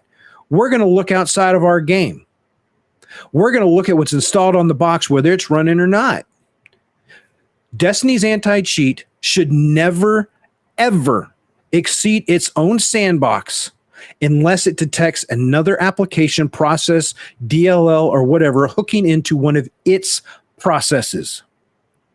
It should have an intercept inside of its own game to look at the traffic that's coming and going from inside its realm, not at the NIC level, not at my network card level, looking for people trying to do network manipulations or AKA network net limiter stuff. Okay. They shouldn't do that, because all of a sudden you're going to see people that are trying to watch videos and game at the same time or upload or stream from a single box. And they're going to be like, why am I all of a sudden having performance issues? Why am I taking so long to do this? Well, yeah, it's because the anti-cheat's slowing the crap down of everything and they're not caring. And there are people like, well, I guess I'll just go to the console. Well, the consoles don't have anti-cheat, but they have other stuff on there in the mechanics inside the game that's doing a lot of other stuff. It pisses me off because they don't want to talk about it. And like, well, we don't want to tell the bad guys what we're up to. You don't have to tell them what you're up to. You have to tell the consumer what you're doing to keep them from being harmed by the bad guys, threat actors, or from the developer themselves. I'm going to reference back to COVID when they came out and they stated, oh yeah, our bad. We forgot about PC and everyone that went out and bought a new GPU during a GPU crisis, because hardware and cryptocurrency mining and all that other crap made them scarce as all get out. And people were buying new GPUs thinking they had to because the game was performing bad. And all of a sudden, 3 months later, they're, oh yeah, we forgot to test the the PC and to optimize it better. Yeah, we're sorry. Yeah, no, that you it's fraud and theft in my book. I just don't get how they can charge us for the season filled with the exact same content we already paid for. You'd think that it's against. They're regurgitating. They're regurgitating. Festival right now. We're going into lost sectors. Same maps. Nothing really new there. Headless ones. Okay, that's fine. I'm glad it's not a haunted forest because that was old, but we don't. I don't remember the last time we had new content. Even the raids, the last raid we got, Kingsfall. I love the raid. It's a lot of fun. I'm kind of burnt out on it. I'm still running it to try and help CB get it. I'm going to run it next Tuesday so I can get my mask clear. That's the only thing I'm missing from the seal now. I don't enjoy the game. It's forced. See, like the thing is though, you don't enjoy the game, but you will continue banging your head against the wall to play it. Because there's not a lot of else stuff out there, but there's more coming out now. But see, I've got more content coming now. People though, because for you feel like there's not enough out there. For other people, there's plenty out there for them to play. Yeah. But then you also look at things like I didn't cover in the video, but because I just took it out. Yeah, Mark, I feel you. And so that's why I play different games. Yep. That are literally story based. Yeah. So that's just what I do. I left out things like we're going to give you exotic raid quests, or we're going to give you quests for the triumphs or with no reward, and to say, hey, look, you want it, you got to go do, we're going to force you to go grind a full gambit seasonal ranking and reset it. We're going to go force you to do a rank reset in Crucible. Why? You're forcing people to play part. They had it for a short period of time. They offered you quests. You can go do this in PvE or do this in PvP. That's rough. I am going to agree with Easy. I watched Doughboy and Vet and JJ play the full story mode of Anthem the other night. They loaded the game in because it's an X Pass, and they went out. I think it's like it took them like 4.5 hours to do it. It's not an overly complex game. Is it the best? No. Does it need a lot more? Yeah. They took it out, but I had less issues. They took it for a test drive. Okay, let's say this. First Descendant. People were dissing on it. Oh, it doesn't have enough content. It's not Destiny 2. First off, shut the hell up. Okay? First Descendant has a lot of potential. It had a ton of potential. It was released a year and a half before it should have released. That's what killed the game. But you look at First Descendant, people are making the comments like this. How many hours did you play? An hour. Then get out of my face. If you didn't play 15 or 20 hours of First Descendant to even understand what the rune system is, that you have to farm weapons with certain perks on them and then go create loadouts, rune loadouts for the weapons based upon your class. None of the classes have the same kind of playability. They're all different. So you've got 9 different base classes, all different. And they're talking about having like ultimately 24 different classes in the game that you can play. You know? Well, I didn't play that much of it. So. Yeah. But I had less issues with the game that was just in beta but I had more than I do with though. Yeah, than I did with D2. And people are like, "Oh, it's because it's new and it's enjoyable. It's different. It's gunfights, it's jumping, it's grappling." But there's a sentence that you had in it now that you don't have for Destiny, right? Yes, it may be new. Yes, it may be a beta, but you still enjoyed it playing it. Yeah. Yeah. Even in the shape that it was in. And the developers were holding themselves accountable for a free-to-play game, 100% free-to-play game. And I said this in my video where I said, look, under no circumstances should a community ever attack the developers. They should hold them accountable and require them to be accountable for lack of performance and lack of care, lack of due diligence, due care, and all that other stuff. And Bungie is dropping the ball hardcore. They're crapping all over their player base. They have simplified the game. Those of us that have spent money, those of us that have spent time and hours farming stuff. I paid for content. There's a really interesting thread led up, and there's all sorts of people that play this game. That's what I love about gaming. All over the world, people play. All different sexes, races, everything else, all different backgrounds. There is a Reddit forum where the guy is actually talking about, and it got really interesting. I had to leave it because it was really, really, really interesting. But he brought up intellectual property, and he brought up the standpoint: I paid for Garden of Salvation, that content. I paid for Divinity. Divinity stats were listed as this when we purchased the game. By them nerfing that, they have now nullified what I paid for. They have changed what I paid for. What rights do they have to change for something that I paid for? And you go look at the terms of service and like, we reserve the rights and everything else. He says, but that's not the point. And so that's where I think you're going to get more. He's a lawyer. He's a corporate lawyer, a senior partner corporate lawyer. You get enough of those people ticked off that have extra time on their hands and they know how to work the system, you're going to see a lot of problems. I don't want politics in my games. I just want the developer to show respect. And that's not what I'm feeling right now. I'm feeling like you're going to play this game, you're going to do it what you want. And if you don't, then we don't care. They don't care. They care about the new light player. Actually, they don't really care about the new light player. They just want to tease them to get them into the game and get people to buy money and have that cycle down.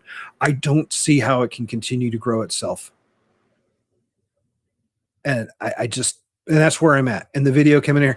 And again, if you read through all of these comments, the comments that were made, and then you go to the Reddits that they link and stuff, it's just, the community is love or they either love it or they hate it. And I'm going to catch a lot of flack for what I've said tonight. But I love Destiny 2. You knew that. The game is great. The game's great. Content is there, but it's repetitive. People are like, oh, everything is just repetitive. All this. Like, you know what? Destiny 2 is 100%. It's the same thing. It's Groundhog's Day with Bill Murray 100% over and over and over and over and over and over again. And they're beating the death out of it. I don't want to play it anymore. So I canceled Lightfall. I have other games I want to play. I've got Ragnarok coming out. I've got Hogwarts coming out. Octopath Traveler coming out. I've got... There's some other stuff coming out too. Yeah. We'll get to that. But yeah, we can get to that in a little bit. I know there is other stuff coming out. Yeah, I've got a tab up right here for it. But so that's where I'm at. And if people don't like it, I'm sorry. I'm not sorry. I'm not sorry for how I feel. I don't expect anyone to adopt my opinion on a game or Jay's opinion on a game or anything like that. I will not apologize for how I feel about the game. The cybersecurity professional in me, the dad in me, the person that's been gaming for over 30 years, the person that has used his wallet to support Bungie in many different ways is really pissed off at the company because they don't care about the player anymore. They don't. And if they say they do and somebody says that they do, they're full of crap. They're in denial. I'm just going to say you're in denial if you think Bungie cares about you as an individual player. They don't. They have repeatedly shown they don't understand about the code. They don't want to properly test. Their error codes are false and misleading. Error code weasel, error code that, oh, check your network settings. My network is just fine. Go check your freaking network. Go check your freaking game and check your anti-cheat because that's what's wrong. Fix the core game. Forget about all the fluff. Forget about the eye candy crap. Fix the core game, and then you will see a return to people. And don't make it a grind. That's my 2 cents. We'll have to see what they actually go with and do now. So I'm not entirely sure what they plan on doing, but all I know is there's been enough people canceling from what I've been told when I was talking with support for Steam. Now, Steam doesn't make up the bulk of the player base. Console does. Yeah, but like I've seen people that have that collector's edition that regret having it because they can't return it. Yeah. Yeah. Oh, or how about the fact that it's now coming up in the legislative hearings between Sony and Microsoft? Why did Bungie pull Destiny from the X-Pass? Was it because Sony purchased it? And Sony is complaining that Microsoft's going to pull Call of Duty from PlayStation when PlayStation is pulling functionality away of Bungie from Microsoft. Explain that one. So that's getting caught in there. That's a whole different discussion. Anyways, I beat a death bed bush. I don't want any more negative energy. Let's talk about something really freaking cool. Who's excited for the Witcher remake? Well, I should tell you that the only Witcher that I've actually played is probably the second one. I have played them all, and I was really, really into it.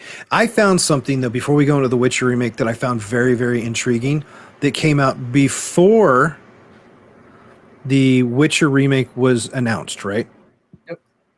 Listen. On October 28th, there was a previous interview done, but again, Bob, WCCF Geek, Tech came out. had pulled it up, told me about it. Yeah, there's a remake. We're going to talk about it. But Henry Cavill interviewed a while back when he was filming season 2 of The Witcher on Netflix, and at some point he's going to produce. What up, Sky? How's it going? Hey, Sky. He's going to produce a Witcher video game. And Henry Cavill, the way he approaches games and comic books and all that stuff, I'm really excited to see what he's doing with the Superman sequel. Now that DC Universe is going to get some really interesting momentum now that James Gunn is heading up the ship, not Warner Brothers, but James Gunn has the creative ability and presidential authority over the DC universe, film universe, studio stuff. But Henry Cavill producing The Witcher, he is so engrossed in making sure that he has it, and he has a passion for The Witcher. He has a passion for Superman and for comics. He wants to stay true to the story, true to the canon. If you produce, I can't wait to see. Could you imagine if he was one of the producers for The Witcher remake? I'm down for The Witcher, dude. I am. That would be kind of crazy. So excited. And what drives my excitement even more, that now, and I'm coming back to the First Descendant. First Descendant gave us a really good glimpse into what is possible with Unreal Engine 5. Yeah, I definitely do. So, I mean, it's definitely going to be entertaining to see what it comes out to be, too. Yeah. So, when will it, they've already started, if you go to this is their site, CD Projekt Red site, development is already underway, storyboarding is already underway, and they notice, they said it's a remake, it's not a remaster. It is not a remaster.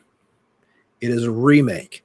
So they're going to take the original story from The Witcher and do things that weren't possible when the first Witcher came out years ago, with game engines, with storytelling, and all this other stuff. And they're going to apply, I believe, what they did, the story canons from the books to the game, because the game had missed stuff. Netflix filled in a lot of the blanks. And so I'm really, really kind of excited to it. I mean, when you've got somebody like Henry Cavill in there that's so caring about getting the role correctly.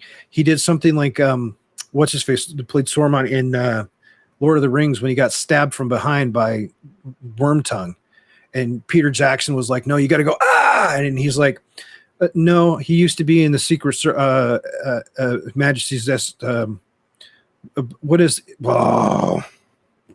brain fart. He was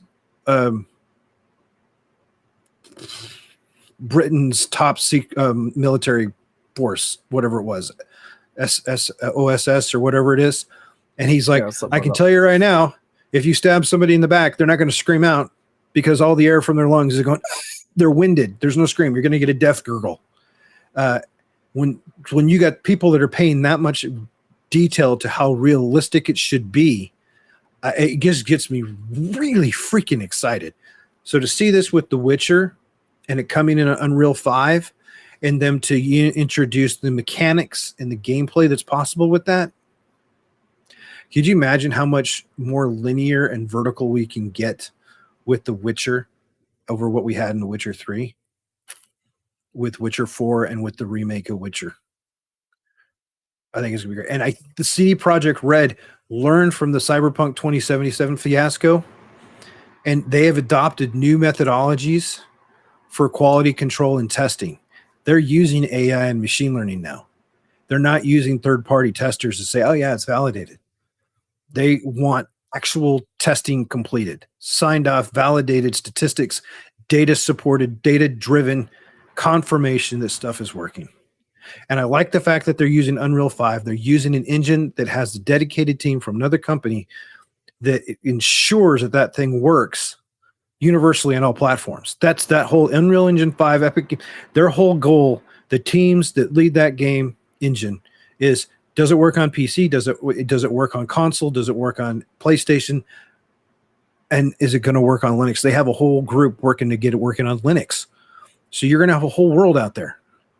So I'm excited. I don't know who else is excited for it, but the fact that we're going to get the remake, and then we still have Witcher 4 coming out. Yeah. We'll have to wait and see too, see when they release more stuff on it. Yep. So I've got the tickers. I'm following it. Then the CD Projekt Red did something I think is pretty freaking cool too, to help regain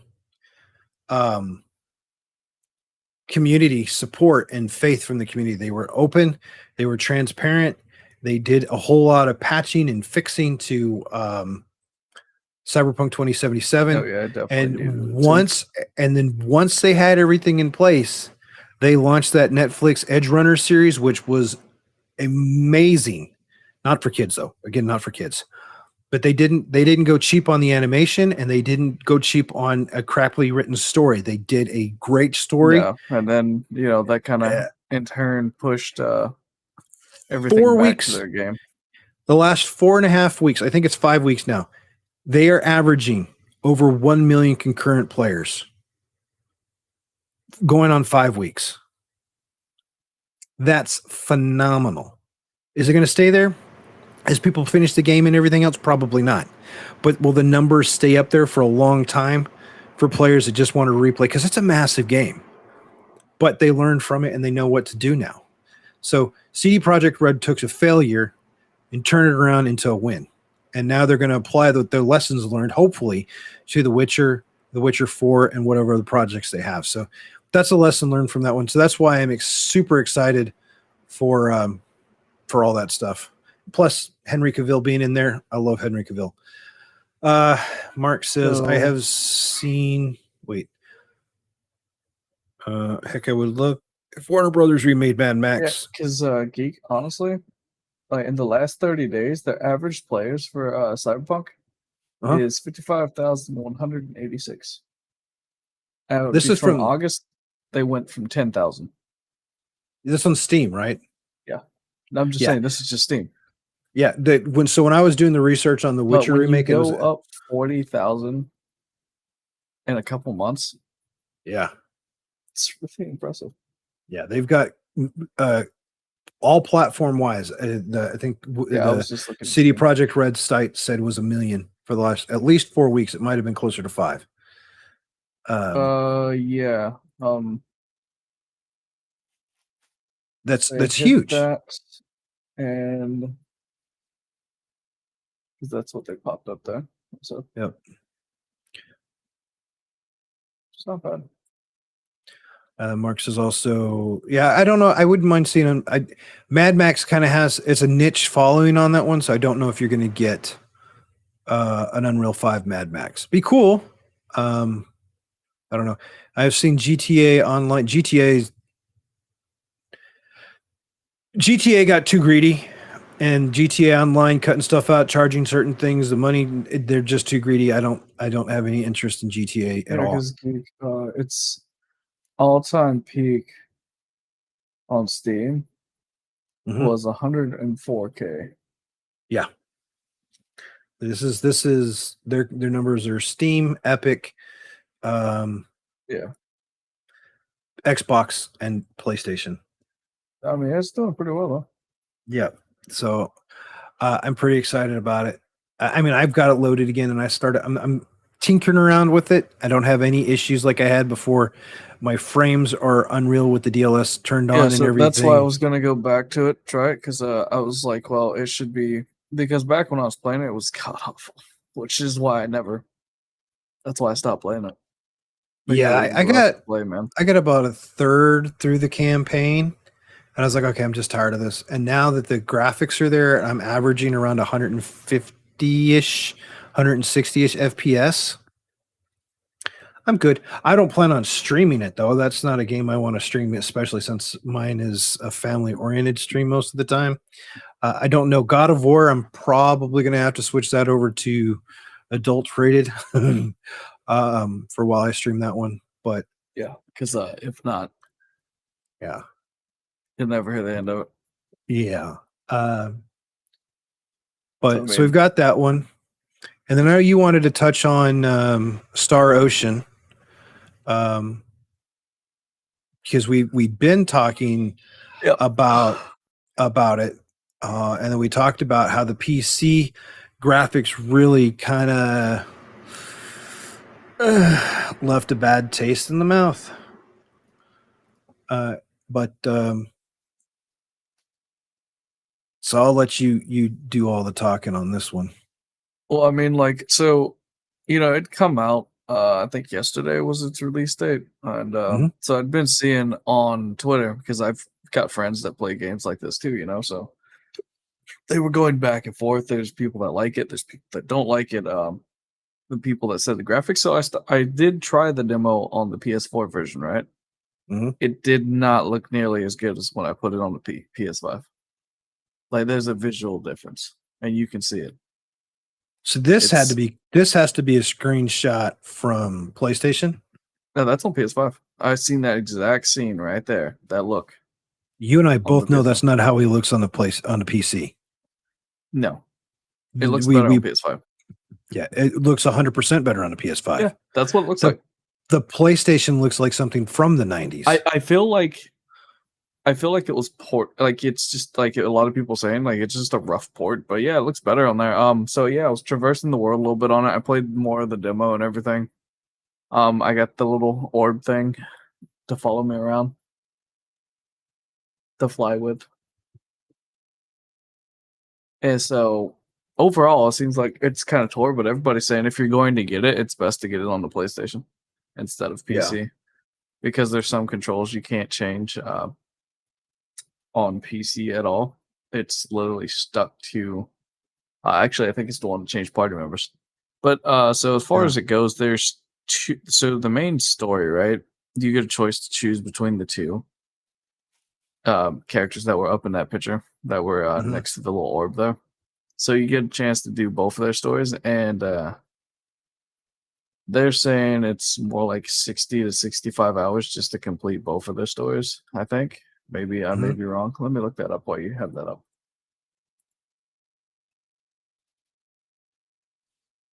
So you can even tell here, play PS5 to the Aha. PS4. If you really want to get a look,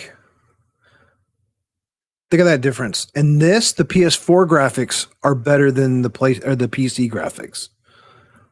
It's just, yeah, I don't get it. I don't understand.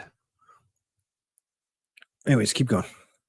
Okay, so I was actually wrong. Okay. It's going to take 40 hours for each one. So you had two campaigns. Yeah, I mean, because it's so these two characters there, like when you load the game, you get choice of either one of these being your protagonist. Uh-huh. So you'll see things from her side or his. So it's going to be different for whichever one you do. Kind of like when I was doing Scarlet Nexus. Yes. Okay. Kind of like that. So it's essentially like that. But yeah, the game definitely does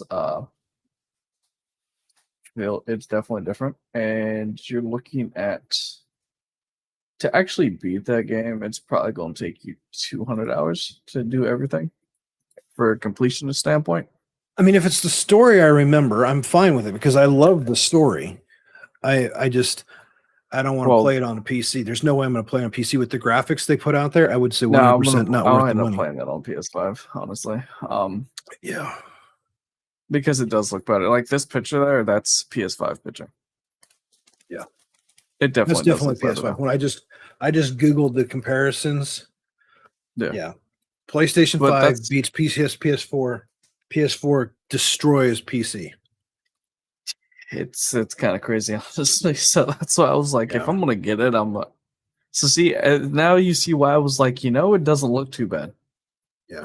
Because I don't think you actually like you were still basing on what you saw on PC, but when I saw this, I was like, it was so bad. I was just like, this is a new game. It was, yeah. because you were looking at the stuff on it, and it just did not look. Those videos did not look that well, but this one, Yeah, this one might. I don't know. If looks I a have lot better. downtime, how much does it cost on the PlayStation 5? The same thing it does on Steam. Okay. For sure it does. Hold on, I don't know. I have to ask because all the PlayStation games, all the PS5 games have had a $10 markup on them because it's All right, PS5. you know what? I'll tell you. I will tell you shortly because PS5. I got the PS5 on my phone. I'll just look it up. Stand by. Okay. Red Give me 5 one standing by. moment. Yeah, that'd be great.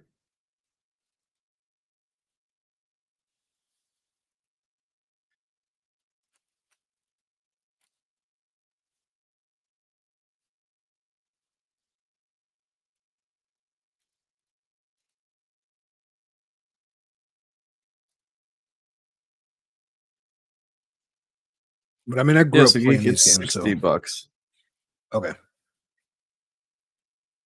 and that's even coming with Now, see, that's weird, right? Okay. So I was looking at the regular one, right? So it says this regular one comes with apparently it comes with some stuff too on PlayStation, but on PC I know it doesn't. Because when I looked at it for the edition, it says Star Ocean Divine Force, and then it has a dot under it says set of 4 accessories, pawns, and game pieces. This looks like PC graphic right here, Jay. Yeah. Look how blocky that is. Yeah, I know. That's why I was like, if I'm gonna get one, it's definitely gonna be on PS4. Like, because I'm actually thinking I may get it. To be honest. Yeah.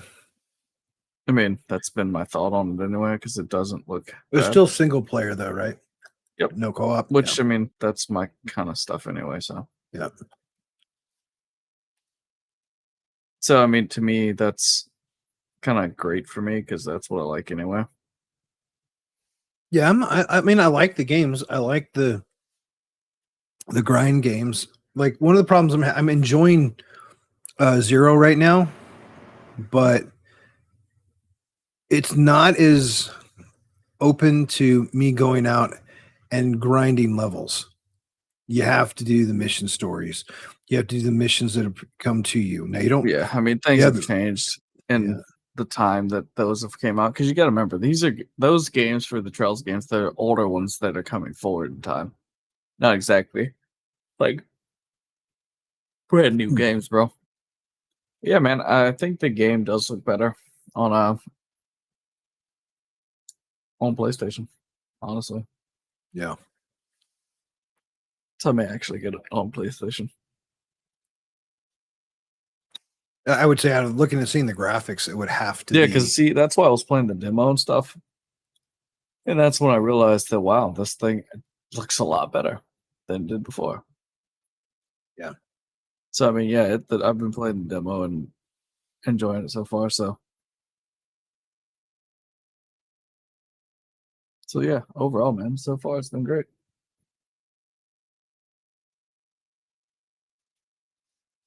Okay. Yeah. And then what we got left is the upcoming games Yeah, for so, this yeah, the list of that. month. And yeah, I found a different source this time, so we're gonna try this one out. I liked how they presented the data better. Mm-hmm. All right. So this is the one that's just released. We got Bayonetta, which has got a bunch of drama behind it between the voice actors. Staying out of that but one.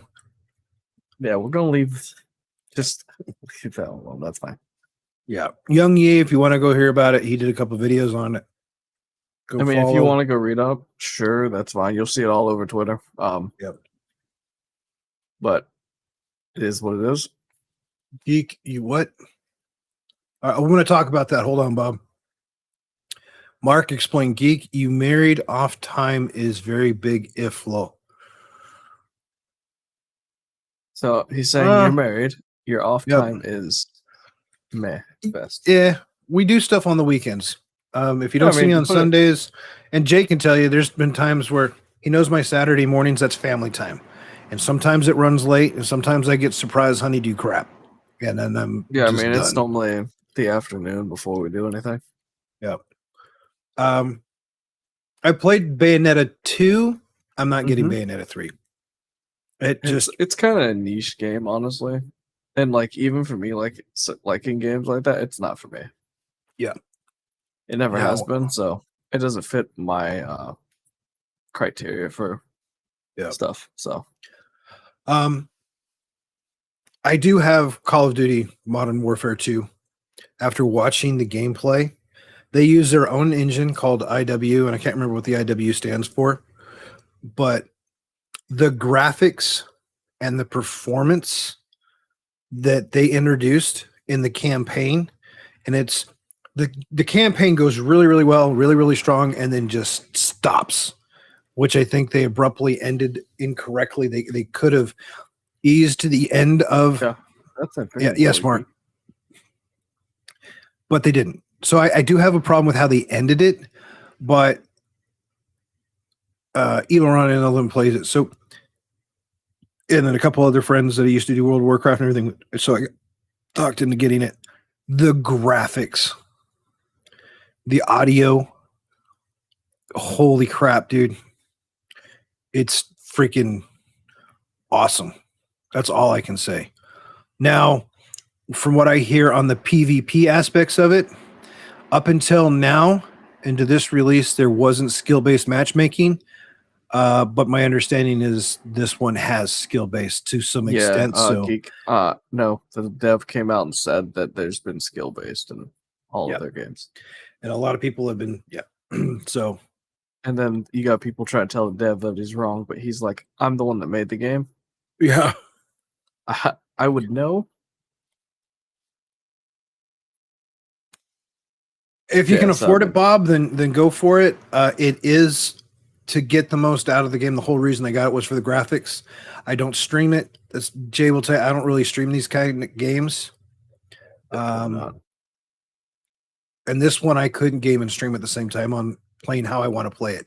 To get the full immersion to do that and like the deep dive. I couldn't focus. I'd be looking through the sniper scopes. I've been trying to get to pick the targets off, and I want to play at high, super high resolution and graphic settings. That's no. The campaign is long enough. You're good to go. You got some replayability to it. Different choices, different kind of things, outcomes. I think it's worth it.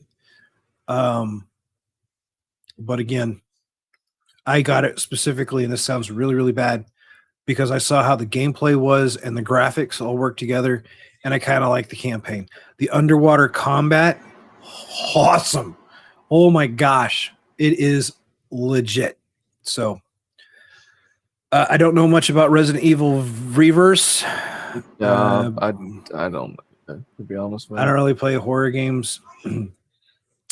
Sky or Doughboy were in here. I'm sure they might be able to speak a little bit about it. I'm not 100% sure. They would have something to say about it. More so than us. Sackboy, I don't know if I'm going to get this on PlayStation. I do know that they are getting it for PC. It's coming to PC, and they implemented support for DLS 3.0 as well as FRS 2.0. So you can have pretty decent upscaling on the game and graphics. Grounded, I believe, is getting some DLS love too, by the way. So it gets that. And then we'll be good to go. I have no idea. We talked about Signalis once, I think. Yeah, but right? you said it was a survival horror game, so you weren't going to Yeah. play it anyway. Mm-mm. That's the reason why we didn't talk about it again. Yep. And that came out. What's today? The 20th came out yesterday. Yep. Star Ocean. We just got done talking about that one. That came out yesterday. Yep. I don't know what Victoria 3 is. I'm not even going to bother. The wonderful Gotham Knights. So Gotham brings up an interesting topic. It's gotten decent reviews, but Digital Foundry came out, and then I'm researching it now. They came out and they did an article on why next generation consoles you will see a return to 30 to 40 FPS games, because 60 FPS is not sustainable given all the effects, visual effects, and everything else that they're trying to accomplish with things like that are possible inside the Unreal Engine. Where Gotham Knights actually failed was not in the graphics and not so much in, from what I've seen, the frames per second, but is in empty open world encounters, long drawn out scenarios, just a lot of downtime in the gameplay itself. Yep. But we can talk about that. I need more time to research it. It's a fascinating topic to me. Why they can't handle it, and is that going to push this to go to the next generation? As well as when we talk about that one, I want to return to the topic we were talking about with the Steam Deck and Xbox and PlayStation. Yeah. What can we do with our devices other than play? Are we limited to gaming only? I can tell you right now, I can launch Windows 11 on my Xbox X and do quite a bit of different things on it and not just game. PlayStation's limited. Steam Deck is phenomenal. Switch is freaking limited, stuff like that. So I would like to dive into that one night. Yeah. New Tales from the Borderlands. I watched Moxie play this for about an hour and a half on the 21st, Wow. 22nd. You see that 56 rating. Yeah. I don't. I love the Borderlands series. My kid brother introduced me some of the guys from Gearbox, played Dungeons and Dragons with them. By the way, as cheesy as the Dungeons and Dragons movie looks, I'm going to go see it in the theater. I want to go see it. You tell me something I wouldn't know. Yeah. I saw Black Adam. I told you earlier, I give Black Adam a B-. It had its moments, but it was so forced. I think we talked about that. Yep. I don't remember when, but I know we talked about it. Yep. Yeah, Persona 5 Royal. I played that with you a long time ago on PlayStation. Now it's on the PC and stuff. I know you're going to play it again because you're addicted to these series.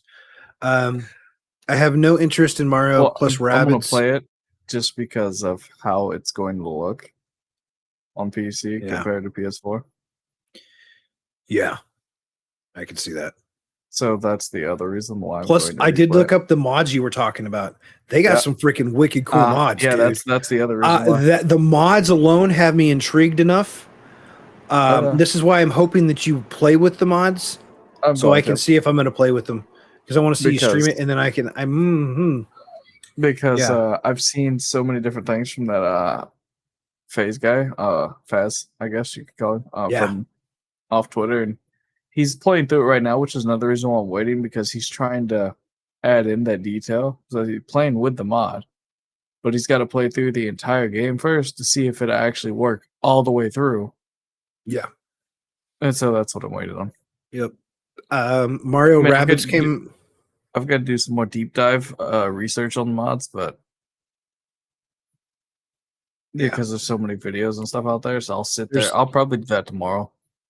Yeah, there's 3 mods that I had bookmarked. And there's pretty legit for bringing all the stories from previous together. And it's insane. Yeah. Mario plus Rabbids Spark of Hope. I have no desire. Keep Rabbids out of Mario. The Rabbids have come and gone. They annoy the living crap out of me. And people are like, "Oh, that's just because you're old." Y'all, they annoy the crap out of my kids. My kids are 7 and 9, And when they've been so overdone that you are annoying the crap out of kids, I move think they've just held on to that for too long without Yeah. moving on. So Yeah. First, what was the first person shooter I ever played? Doom. Wolfenstein. Excuse me. Wolfenstein. Then Doom. Then Quake. I'm old. back in my day, Yep. I don't mind. These are Uncharted. I have that now on the PC. So I do have that. I haven't played it yet. you called it. Now Ghostbusters. you're going down to the games that are already out. Yep. Well, there's underneath this is one. I did want to touch on this one. Ghostbusters Spirits Unleashed. Yeah, I have it, but you have to play it with friends. So you get to be 4 Ghostbusters in the squad if you want, and you play against a ghost, which can be one of your friends playing as the ghost. And as a Ghostbuster, you don't die. You just get knocked out and you revive and all this other stuff. You get slimed and all this. You got to unlock technology. And the ghost, the only way to beat it is you got to capture the ghost X number of times and all that stuff. It's actually kind of fun. And it could be an interactive game thing. It just needs to come down in price a little bit. I watched gameplay of Plague Tale Requiem. Nope, not my game. If you're into horror games, go for it, but it is system intensive. We're going to scroll past this to coming soon. What did Mark say? He used to play Duke. Oh, Duke Nukem on a Packer belt. Yep. BFG edition on PC. Loved it. Story of Seasons. Doraemon. Story of Seasons. Friends of the Great Kingdom. I will tell you the short end to know what that is. It's a Harvest Moon game. Yeah. I don't have any desire to play it. I know some of the influences in the game and the cartoon is based off of. I'm not calling it anime. I'm not calling it anime. The other version of this flop. So yeah, I know. The Chant. It's a horror movie. I don't think we've even heard of it till this point, right? I haven't seen it pop up. That's the first time I've heard about it. This site, Metacritic, has a lot more games listed than what I was using. So, and their format, and it tells you right here, people want to know where you can play it. So I'm preferring this over what we're using, Jay. What we're using, yeah. Plus, you get a picture. You get a picture. You kind of get a little of an idea what it is. WRC Generations, another race game thing. I don't really care. Simulation RPG. Not for me. It Takes Two. If you haven't played it, 100% worth it. Right. Well, watch. I can just right click and go to the trailer. I'm already watching, but I was just curious about the vibe that it would give me. Yeah, come on, let me get past this trailer here. I did figure out with Restream support how to get audio over the stream share. Yep. So I just haven't enabled it because I don't want to get striked since we're doing stuff on YouTube. Second trailer now playing. That's Rabbids. That's an ad. Yeah. Right? Yeah. I hope. Get off of the dogs here. You're late. We almost missed you. You are really late, dog. So it's not playing the game. Yeah. Or the I trailer. just watched on the Steam thing. That's why it says 0 views. You can't watch it. Huh. You got played. Yeah, it's on Switch, the Square Enix game. Yeah, but it's on PC too. It's on Steam.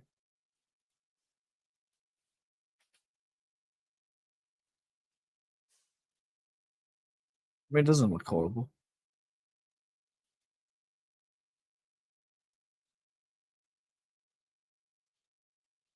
The demo was generally so good now that I played it.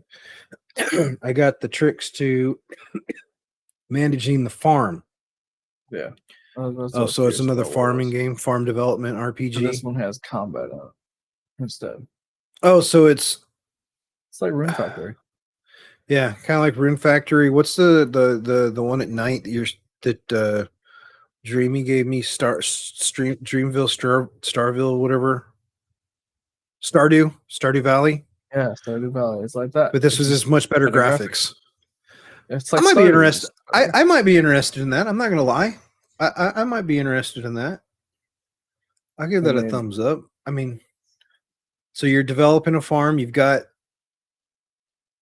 Got magic and typical stuff, combat. kind of combat, like traditional for a lot of the games we play, the RPG games that we've played. Yeah. Story looks different. Huh. I'm intrigued. Is it multiplayer or single player? I'm not on the Steam Single player, page. yeah. Okay. Huh. It'd be All one right, you could probably play on your Steam Deck. That's what I was just thinking. There you go. And then, Right, so moving okay. on. Yeah, if you haven't played It Takes Two, you can play on the Switch. I don't recommend playing on the Switch. The graphics, I don't know how well it's going to go on the Switch. Play it on the PC, play it on the Xbox, play it on the console. It is a phenomenal game. Whether to play with your spouse, your significant other, even with your kids, it helps you understand communication really, really well without giving you politics or forcing any type of opinion or anything. Like it's just a really good all around game about how to communicate with each other. Football Manager, I'm assuming that's soccer. Don't know anything about it. Sonic Frontiers, I'm getting for my kids. Yeah. That'll distract them while I'm playing Ragnarok. Yes. Which will be on both PS5 and PS4. Now the PS4 has a different set of graphic ports and stuff like that. So yeah, I'm playing on PS5. I know Jay is playing on PS5. Several will be playing it, and I will be streaming it. So be prepared for a lot of content. I'll probably ask the community for helping me try to figure out how to break them out into gameplay segments. And I'm thinking 25-minute segments or something. I don't know. Yeah. I mean, you could always do it something like that. What is this? What is this? It's for the Switch. Yeah. What are the games in it? You get Airworld, Haunted House, Neo Breakout for $40.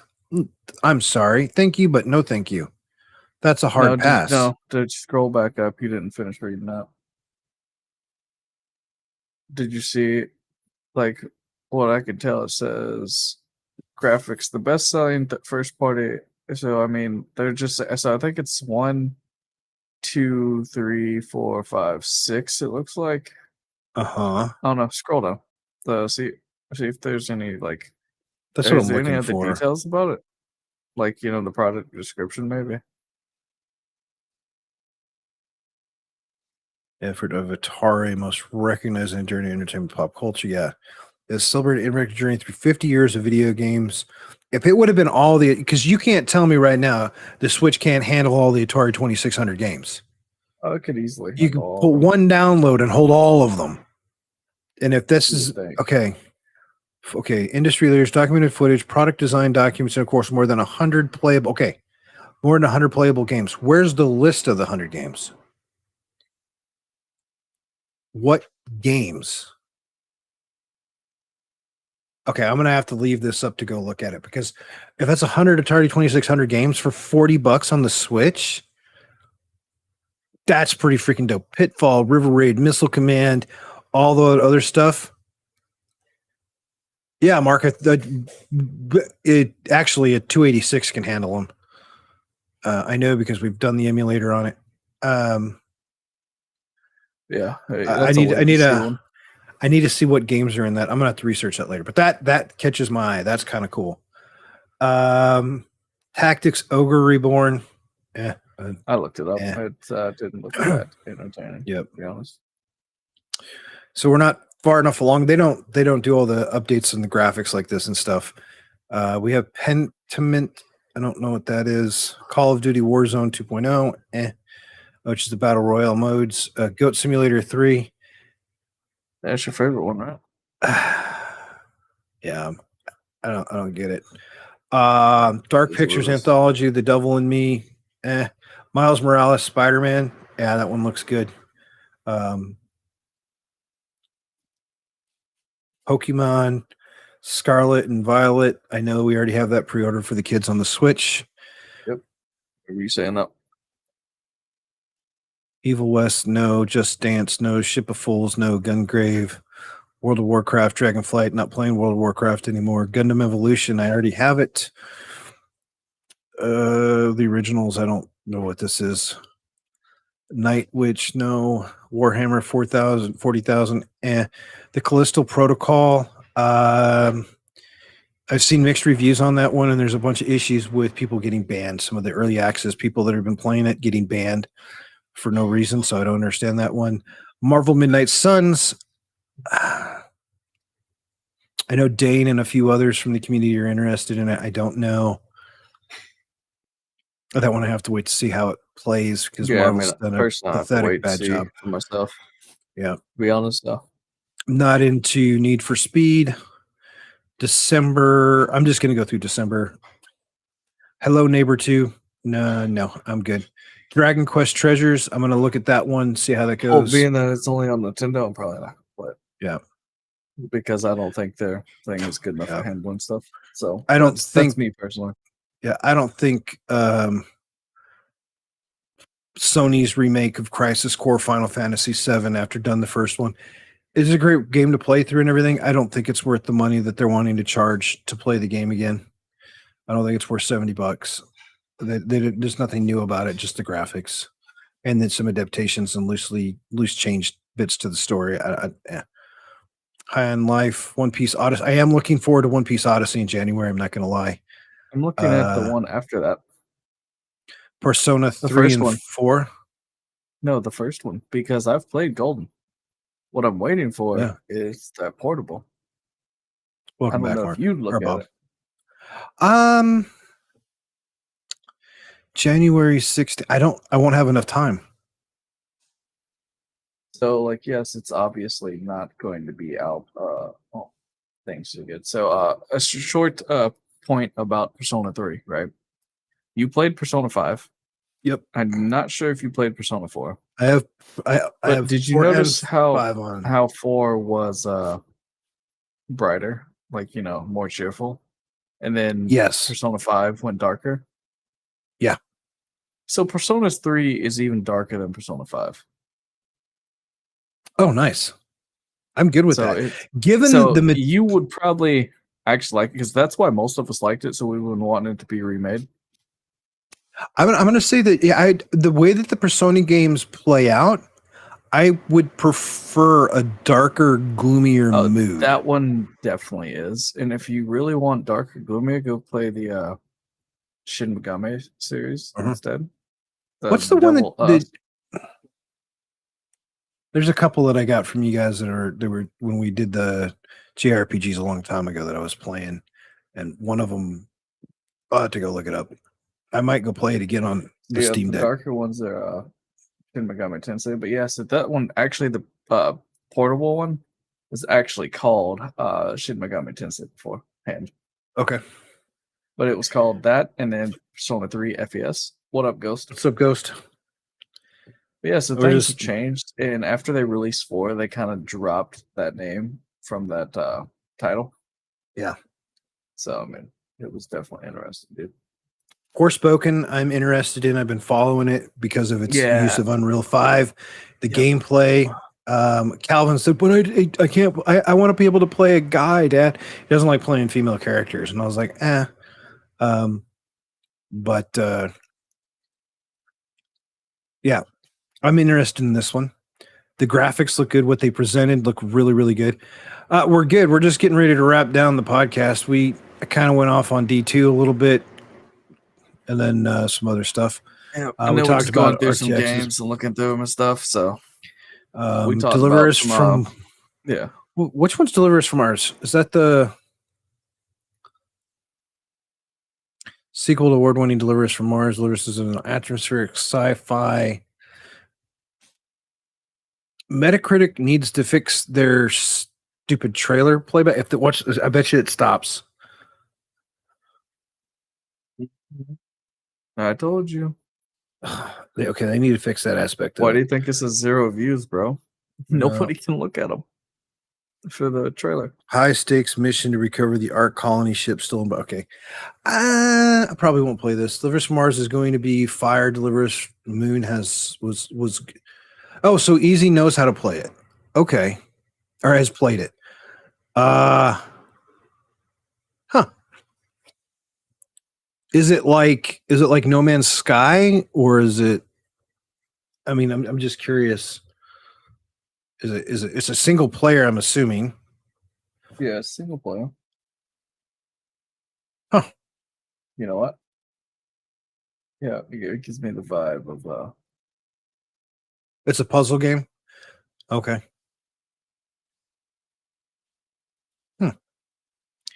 Dead Island 2, not sort of Hogwarts Legacy. We already know I've already pre-ordered. I'm in on this one. I just hope it doesn't disappoint. This comes out on my birthday.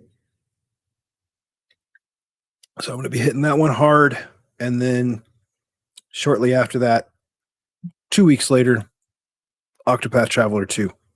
yeah. See, that's for you because I'm Yep. definitely not playing that. So Hogwarts So, or Octopath? no, Octopath in February. Yeah. I just got done playing Octopath 1. Might as well play Yeah. the second one. Yeah. There's the one we're not talking about anymore. That's all I got for that one. Yep. I don't know if I'm going to play Legend of Zelda Tears of the Kingdom. I got to wait. I got to wait to see gameplay. I think it's. Yeah. I mean, I don't think I'm gonna jump right in, obviously. But I do like the meme that popped up. This guy got roasted. He was like, I can't believe they made Zelda into a chick. And I was like, dude, have you played any of the games? And everybody was just ripping on Link versus Zelda. Go figure that one out.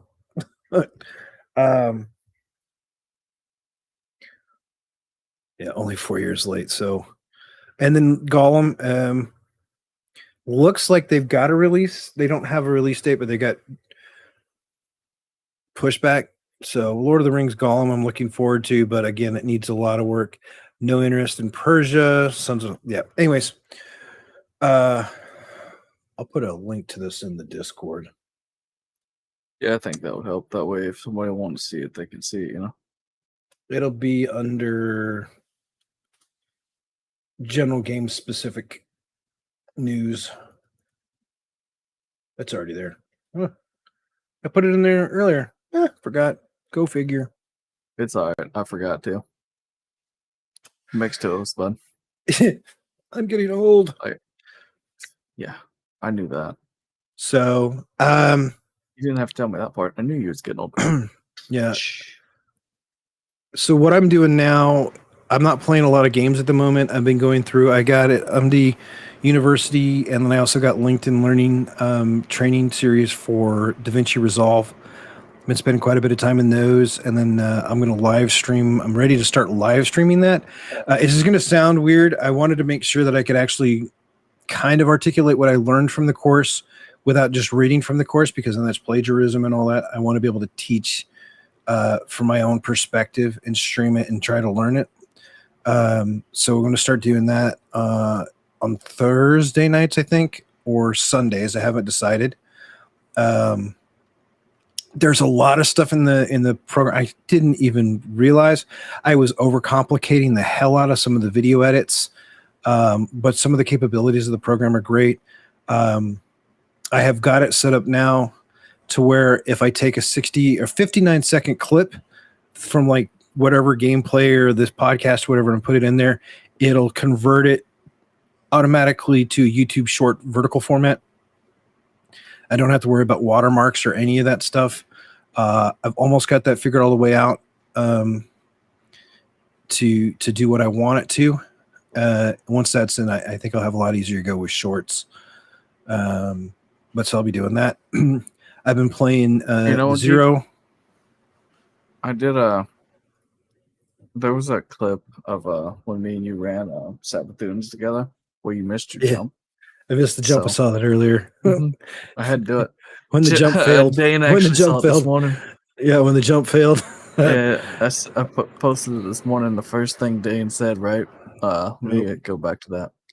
So it was this morning. What's the day? 28th. All right. So he's like, how'd you do geek like that? I don't even remember how I missed the jump. It just It was just at didn't that work. moment I realized that your jumps were god awful. Yeah, but I've gotten a lot better. Way, way better. I don't know. You haven't played with me that much for me to actually know. So yeah, I've done so much jumping. I don't have worries about it anymore. oh yeah, I know you got lines. Easy would kick me out. I don't have to put them on. The problem right now is because Easy and them got me running freaking Warlock so much. I switched to Titan. It's like, oh, hold up, I need to. Yeah, but so I'm playing that. Trails of Zero is another one I'm walking through right now. Take your time with that one while you wait for the other one to come out. We've got Ragnarok coming out on the 9th, so I got to start. I'm not going to start doing videos on it. Everyone's got some stuff on it. I'll start putting out videos around the 1st, playing around with some of the settings that I've gabbed. So I've followed quite a few of the YouTube posts on it, read quite a bit of the articles, performance stuff, things like that. Given that it's PlayStation 5, there's not a lot of tuning or settings to do to it. But some of the gameplay, some of the lore stuff, I'm gathering information on. So I can speak to. I mean, I played all the way through. I beat all of the God of War games. I beat them all. So I'm looking forward to that one. As far as what other games I'm going to be playing, we've got Valkyrie coming out as well. Yeah, that intrigues me. The Trails game will be out in March. Is the other thing too. Yep. So it's kind of like that. Yeah, the Trails 2 is there, which is the secondary part to the one that you're Trails from Zero, the one that you're playing now. Yep. So it's going to be kind of a crazy back-to-back kind of how am I going to fit all of this in there at one time? That's a horrible problem to have. Horrible problem to have. It's a god-awful problem. I figure God of War is probably going to take me 2 to 3 weeks. Would be my guess, because I'm going to stream it at night. So that means I'm not going to play it 24/7 like a lot of people. So it'll probably take me a couple of weeks. They're estimating as low as 20 or 30 hours for the story. But like the other one, I think to get all the stuff, everything unlocked, all the hidden stuff, the achievements, the rewards, the armor, the materials, I think it's like 80 or 90 hours. So I'm excited for that. So I should be done with that sometime in the middle of December. I would guess. Zeke, the game is only 40 hours long. What is 40? That's the base game, but if you want to go unlock everything, 51. all the one articles and everything else that have been out now, they're talking about. It really depends, because it depends on who plays. It's play style though, Dan. Like you're talking about people that are going to, like if you're talking about people that are literally just going to burn straight in, like to burn right through it, then it's going to be. Now, if you're talking about people that are slowly going to play it, then you're probably looking at about 70 hours to finish everything. But everything I'm seeing says God of War Ragnarok is at 40 hours. If you're a gamer who only wants the game for the story, you're estimated between 20 and 40 hours, with as little as 20. Able to complete the game is in little as 20 to 23 hours, taking as long as 40 hours for the full campaign. If you are expecting to unlock all the achievements and proceed from there, you're looking 50 to 60 hours. If you want to do the Game Plus replay to unlock the second set of unlockable achievements, you're looking closer to 80 hours. So I forgot to quantify that with the Gameplay Plus. Essentially, you're playing the game twice. So yeah, see, but makes sense. A game like that will not interest me to play it twice. Yeah. I mean, as long as I'm getting... So I'll probably move on after I beat it the first time. If I get like 60 plus hours out of it, it's worth the time. Because I just love the series. We'll see. Nah, I mean, I get it. It's understandable. Mm-hmm.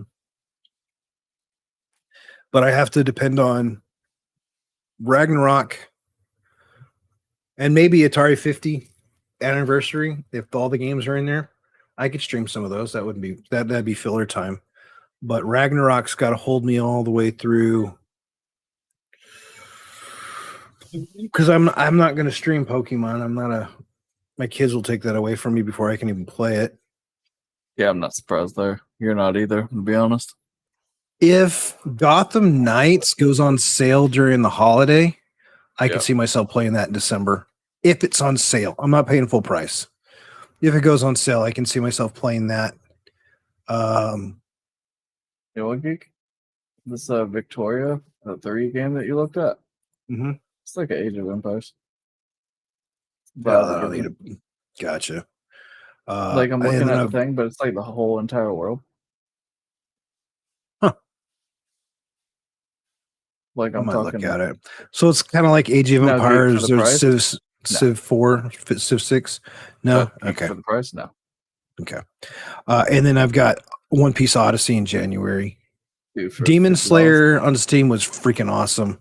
One Piece Odyssey, I'll play that one. So I've got those, and the One Piece should be able to tide me over to Hogwarts. And then I'll still go back and play D2 every now and then. If you actually want to check out the Victoria game, just get the number 2. Okay. It's older. Came out 12 years ago, but it's more appreciated than the third one. Yeah.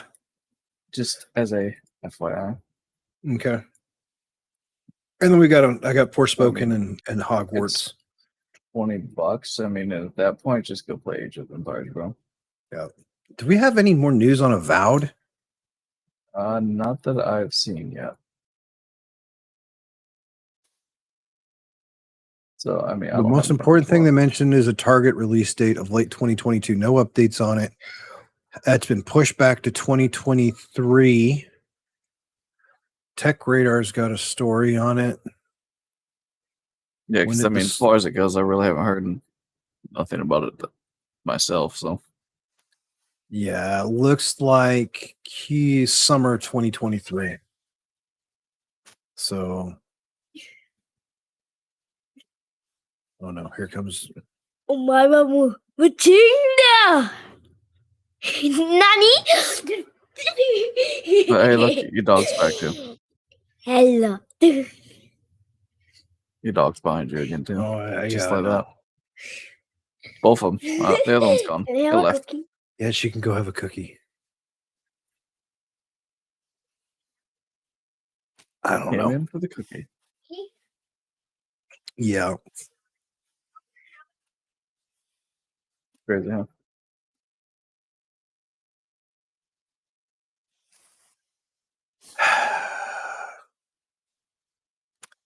She keeps me young and gray.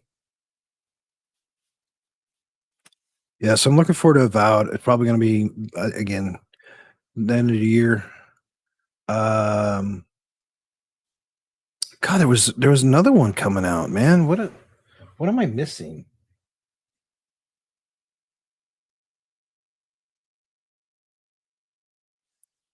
I don't remember. I'm thinking. I could have swore there was another game that we were been talking about that was end of the year.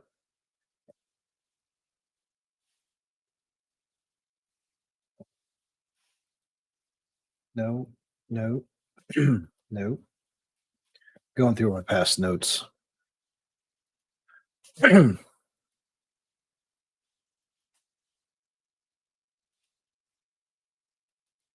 Yeah, I don't know. Honestly. I mean, I remember us talking God of about War, Hogwarts, Lord of the Rings, Avowed. Oh, Diablo 4. Supposed to be coming out sometime late at the end of this year, or most likely beginning of next year. If they were smart and the beta testing is going as well as they're saying it's going, outside of the stupid idiots that have leaked it, we could have it as soon as the end of this year. That would be phenomenal. Starfield. That's another one. That's it. Starfield. Fable still doesn't have a release date. Fall of Avalon, I'm tracking. Ashes of Creation's another year or two away. Starfield, though, is probably going to hold a big portion of my time too, because that just space exploration, MMO, multiplayer. I'm good.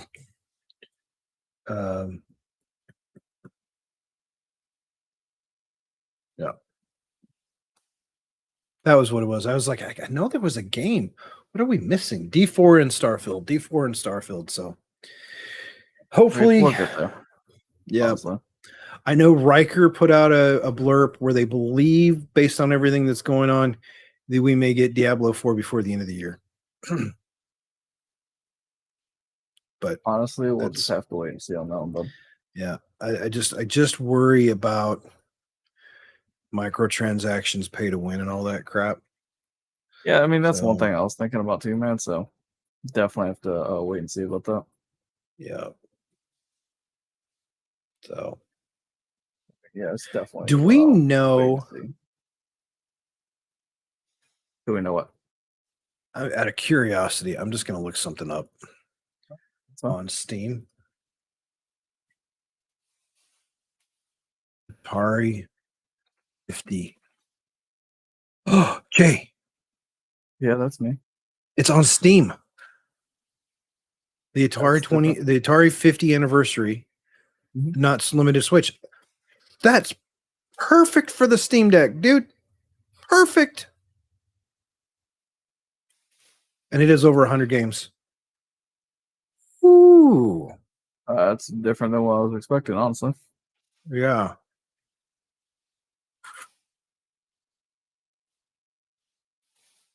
Definitely different what I thought.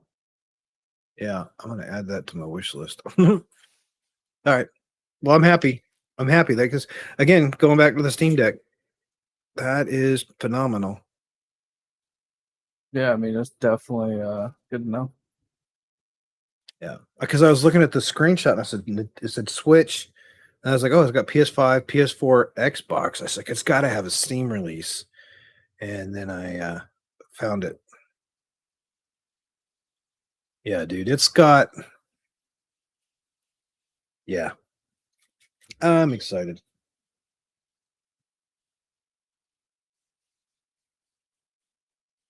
That's understandable, dude.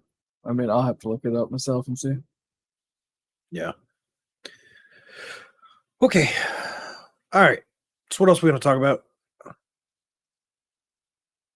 Well, we talked about new and upcoming games. We've talked about the other games that come out. We talked about the Steam Deck. Let's see. We talked about your Destiny 2, especially after you made that video of it this morning. Well, you didn't make it this morning, post this morning, but still. Yeah. So we got to see that.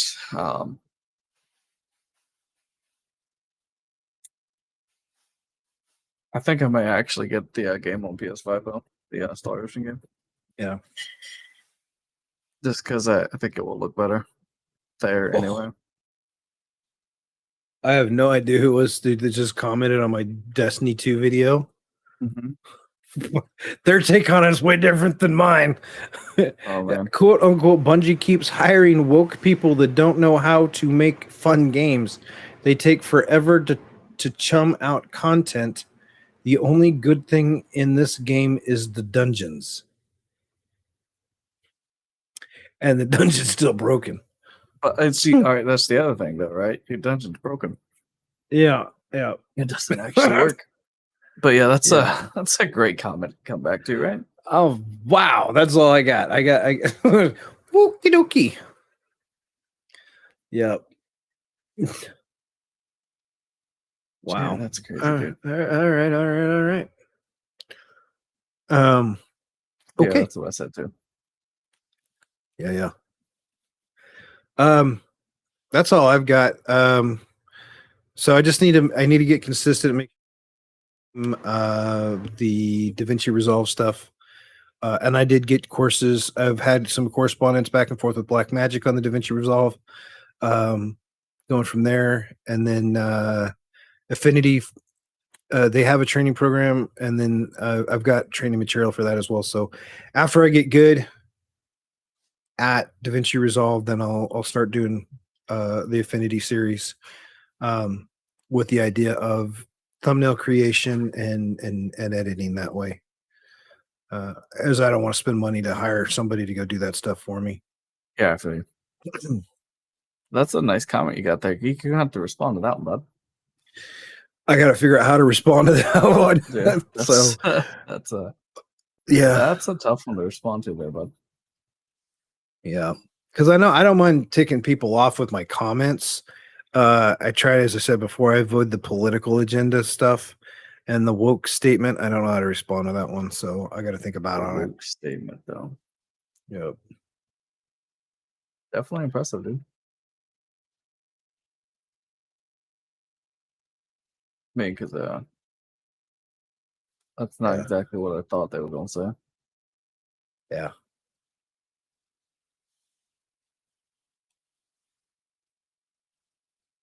All right. I'm good. If you got anything else to talk about, let me know. I mean, I think I make the notes. we've pretty much wrapped everything up. Besides, oh, actually, Geek, I was going to tell you. This is just a side note. So I made that video that I posted of you this morning, right? Mm-hmm. I was actually just taking a quick look at it, since I've made it this morning. And so far, it's had like Welcome 140 back. people actually look at the thing. That's not bad. Yeah, the views are good. See, that's where I need to get better with I mean, with the Geek, these are shorts. just- no, well, that wasn't a short. Yeah. That was Yeah, but that was um it's a short, but not a short. Make sense? right. Let me rephrase that. So when CB was at YouTube, I was chatting with them, and there's the YouTube Shorts, which is the vertical format, and then Yep. there's your Shorts horizontal, which don't count towards Shorts. Yeah. But a YouTube Short under 60-second video and horizontal does amazing for views and moving traffic and growth to your channel, and helps you towards that besides, channel's monetization. Because like when I pushed this one out this morning, the one that I put out for the crew jumped up like 50 views today too, because it's short, but it's horizontal. So like the last two videos I did were long Welcome back, format Siobhan. videos. Yeah, welcome back. And Bob says he's done with gaming for a while, so he can work on it. So yeah, I saw. It's a learning thing. I want to make sure I'm always learning, and I haven't done that enough inside of the realm of content creation, which I need to do if I want to be remotely successful at it. But again, also applying the shorts. When I do shorts, I get a lot of work and growth off of those. So I need to take and do short clips. But and CB did a really good job of helping me understand a YouTube shorts, hashtag shorts versus a 60-second or less YouTube video. Both do great for driving traffic. Shorts only shows up in the shorts scroll click things like Instagram and all that other stuff. However, you have a lot better chance of monetizing and making viewership off of the horizontal short than you do inside of the shorts, because you have a whole different set of metrics for shorts. But both are effective. And then somebody was asking me, are you going to pick a topic for your channel? And I was like, right now I'm growing. I'm a variety streamer, gamer, and tech person, so I try to tie it all together. Once I have enough footage and enough community footprint, then I can start. So like I was like, I don't want to start because I have like 5 channels. You don't want to go down But CB's like focus hole. on the one so you have an established community, and then you can start branching out, and you'll be able to experiment inside of Joaquin. I canceled my pre-order for Lightfall. It's canceled. I expect to have my refund by Monday or Tuesday. At this point, I'm not getting Lightfall until I know that Destiny's put some time and effort into it, that they have coded correctly and they're properly testing. If they release the game and the huge Lightfall thing and it's $100 freaking bucks and it's down and it has laden with bugs and they're like, oh, we're gonna get that stuff fixed. Thanks guys for doing that. We're asking your forgiveness later. I'm not gonna support that behavior anymore. I feel you though. I got other games to play. Yeah, I've definitely got a lot of games to play. So that's what I'm trying to get doing with the YouTube stuff. And I want to do, because I eventually want to break off, have the dedicated 3D printing channel. Yep. I want to have the Gundam and Lego channel with my son. I want to have a dedicated gaming cybersecurity legislation channel for consumer rights inside of gaming, where I do that stuff. And I also break apart anti-cheat software, which will piss a lot of people off. But, hey, what is and the cool way with that one is I'll LLC, and I will do all the stuff in that channel under my LLC. So I'm not breaking the terms of service for my general use account. It means I'll just have to get a second copy of a lot of the games or gather information from the community, so I don't get banned. And if they try to ban me, then I can get them in the court of law kind of stuff. But start one step at a time. Think big, but take baby steps. Yeah, I mean, because like the more I go with it, I'll start like getting back in, because I do definitely want to put those clips from my Xbox on there just so I can have them saved somewhere. Mhm. Pretty much. And so I've got a couple Neverwinter clips that I'm gonna be putting up as well. Yeah.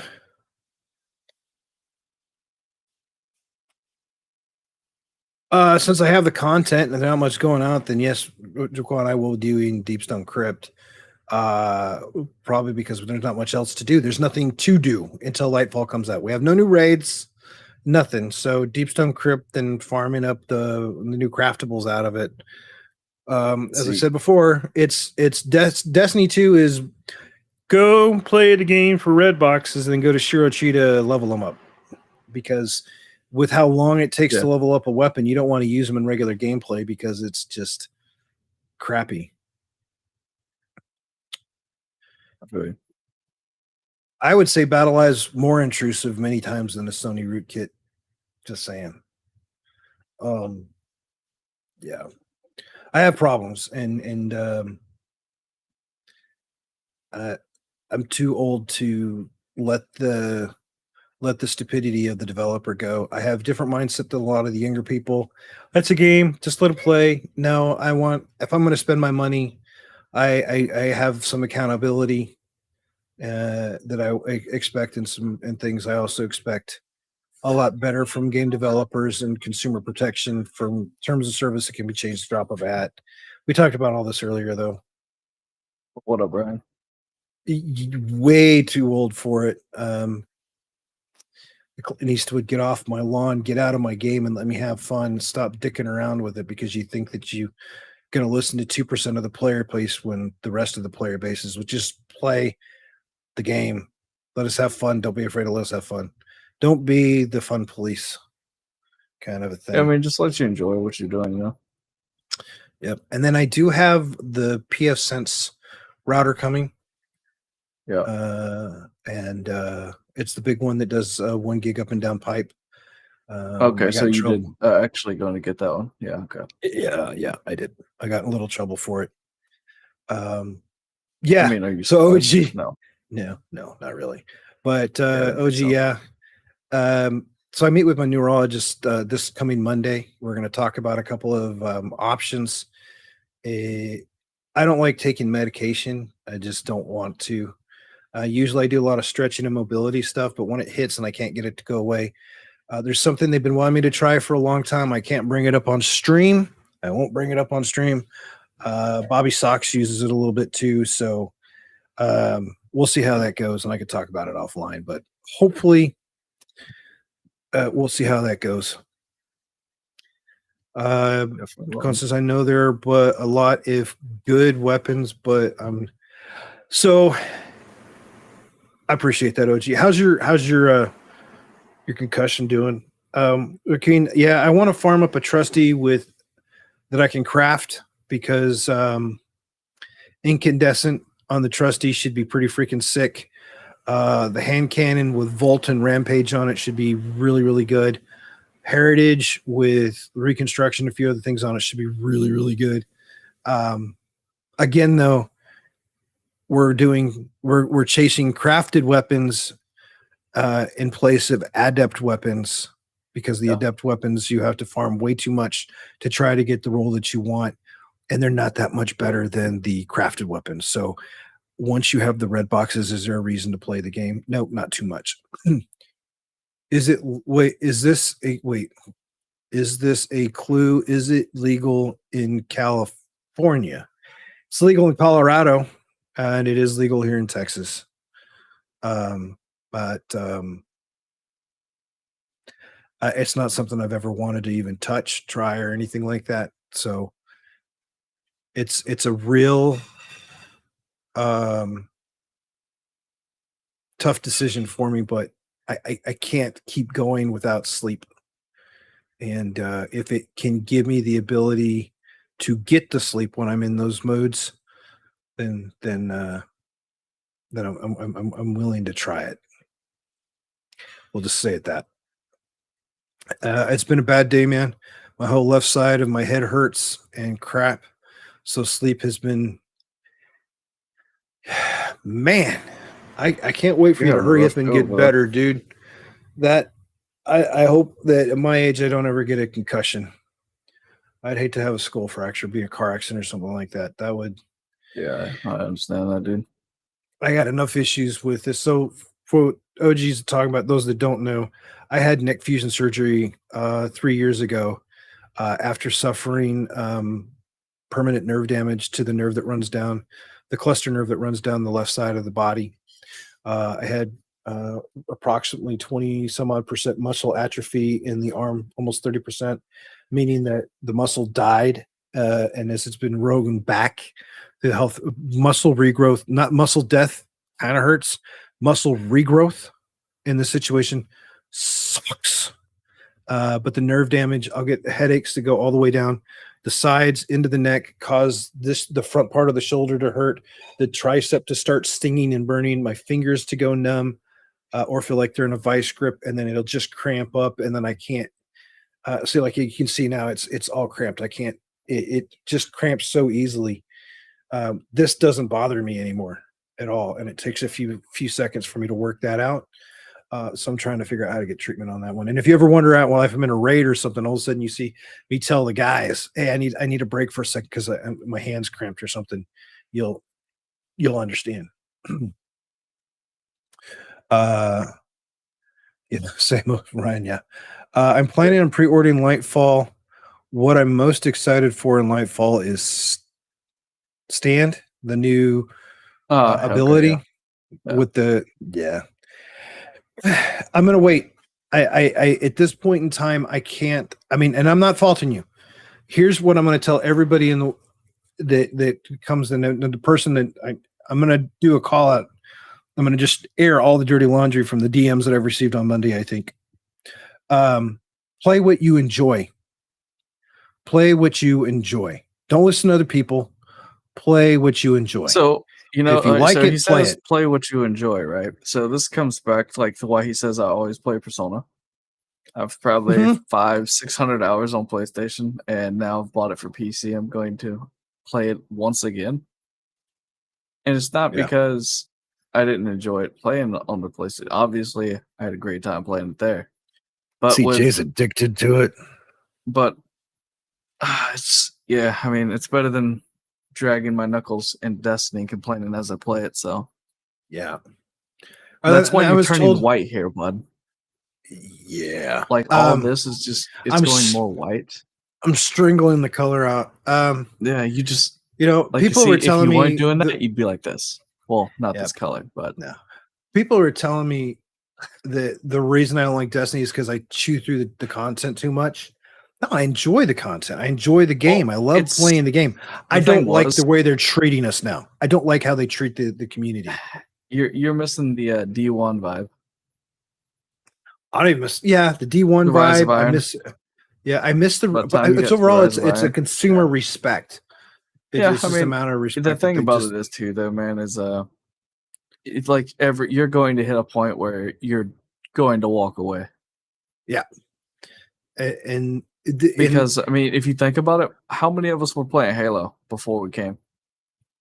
Yeah, I mean, I found it very intriguing when I was looking at the screenshots and the statistics for Stream Chart for Steam, and then I went out and looked even further. How people are like, oh, Destiny just goes in waves. It goes high and then it gets to the middle of the content, and the correlations that if you go in and you look at Steam charts and you look at Xbox charts that I found very interesting about Destiny specifically is it used to be Yeah, Ryan, that's the how it roller is, man. Sometimes the you just roller walk away from stuff. the roller coaster was say 2/3 of the season at a higher, and then it would start gradually falling off, and then it would recover. But what you see now, if you look at the charts for the past 2 years, statistically all the way out, you have the roller coaster, and it went all the way up, and then it's got a steeper decline, and it comes up, but never recovers back to the peak, and it's going down. So it's going lower and lower and lower without full recovery. Kingsfall saw a huge spike, but after 2 weeks of Kingsfall being out, it dropped, just flat out tanked. So that's what I'm worried about. If I'm going to pay money for a game, and this is another debate too, or game as a service versus a standalone game, a single playthrough or something. Let's say you got like Destiny 2 as a game as a service, God of War is a playthrough game with New Game Plus.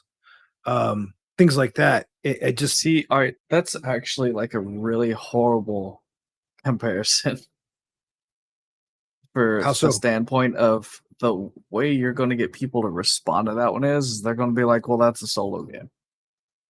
That's the kind of people and you're then going to and pull then out woodwork. and then I will go out and I will reference EA's dipstick of a leader that said solo games were dead. Your best performing games as of the last several years have been the standalone games, the solo games, the God of War, all those games that come out.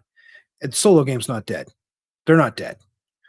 Games as a service where they think they got to try to balance this and they want to charge you. It's rough. It's really, really rough. What is Mark Easy saying? With us getting a community event after festival leaves, I'd love to see what would happen if we just failed every goal completely. Maybe then Bungo would get a hit. Yeah, problem is people won't let it fail.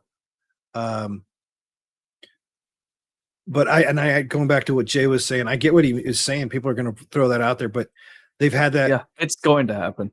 They've had it out there. Young E did a big video on it. Glad's talked about it. Fextral's talked about it. Shroud has talked about it. A lot of these big streamers, even Ninja before went off it. Games as a service versus solo play.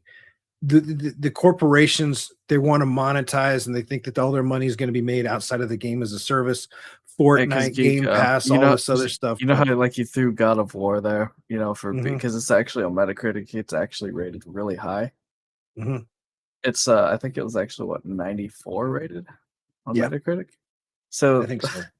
the crazy part was when Persona 5 Roll came out on PS4, it was rated at 96. Yeah. This is a replayable game. Yeah, Standalone games, solo games are not. Well, the thing dead. is too, right? With those games, you can't play it once and completely beat it. No. I've tried. I beat Persona 5. And you're like, Yeah. did you do this, or this? And I did not. I don't even think I got 80%. Mhm. If you were to go look at three times to actually fully complete the game. Yeah, I think I'm at 70. I'd have to go look. And this is with, okay, I'd never played the games. Jay walked me through it. I played Persona 5, then I got Persona 4. That's how much I liked it. Yeah, But there's so much stuff you have to do. Relationship development, map exploration, skills, like because I've played Persona 4 on the Vita, right? Because I actually have it over there. But as far as Persona 4, like on Steam, right? Like I've played on Steam. Yeah. Yeah. But I need to as answer far as like Joaquin's. achievements for it. Yeah, I'm gonna What do you call answer him? Jaquan. Yeah, you've been calling him Joaquin. Did I say Joaquin? What Jaquan?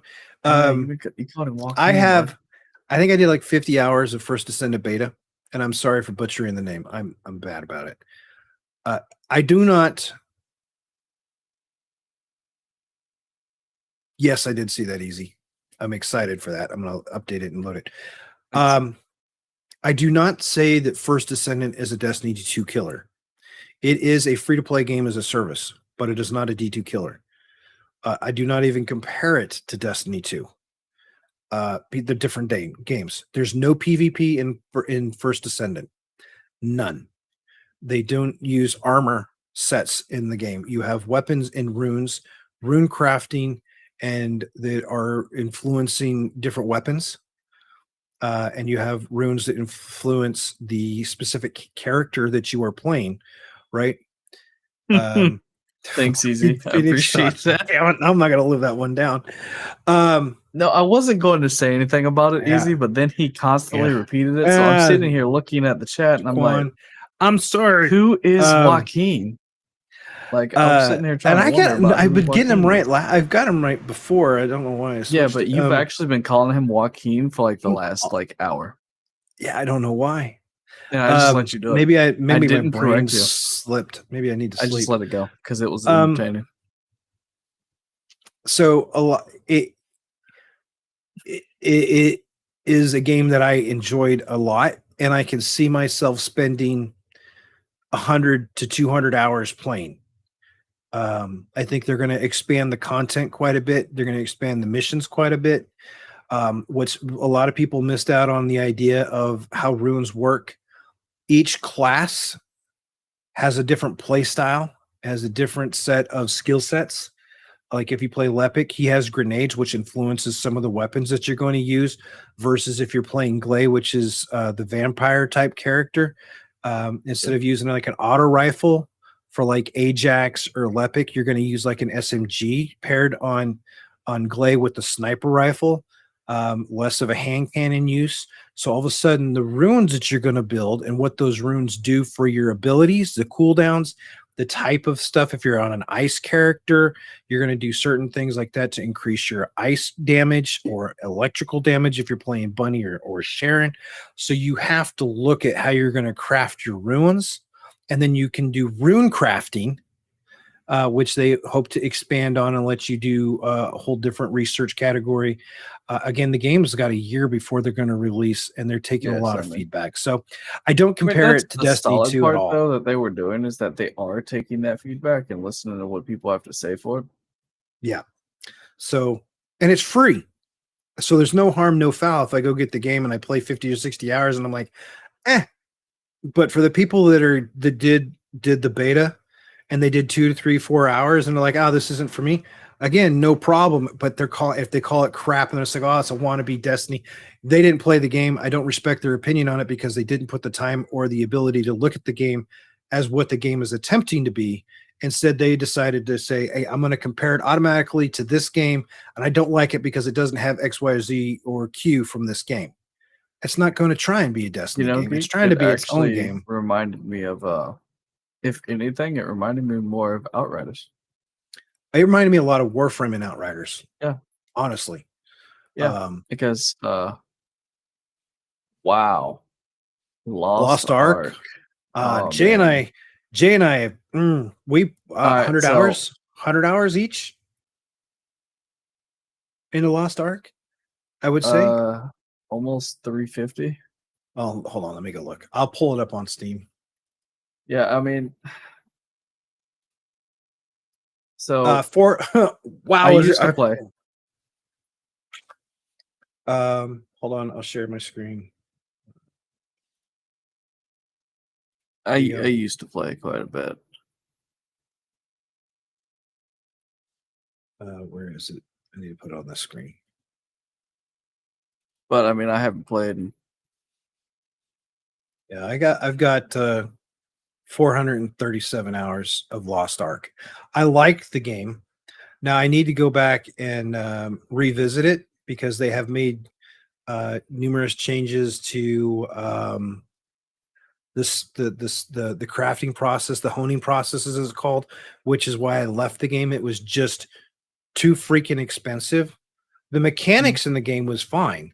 The combat in the game was system. But the honing and the leveling and getting yourself up to the tier that you needed to be able to do the end game content, I have I think it's 4 or 5 characters, all leveled up. Yeah, and and it wasn't doing 4 you of them much. feeding just one character, just so I have my honing materials once a week to try and level myself up to the next tier.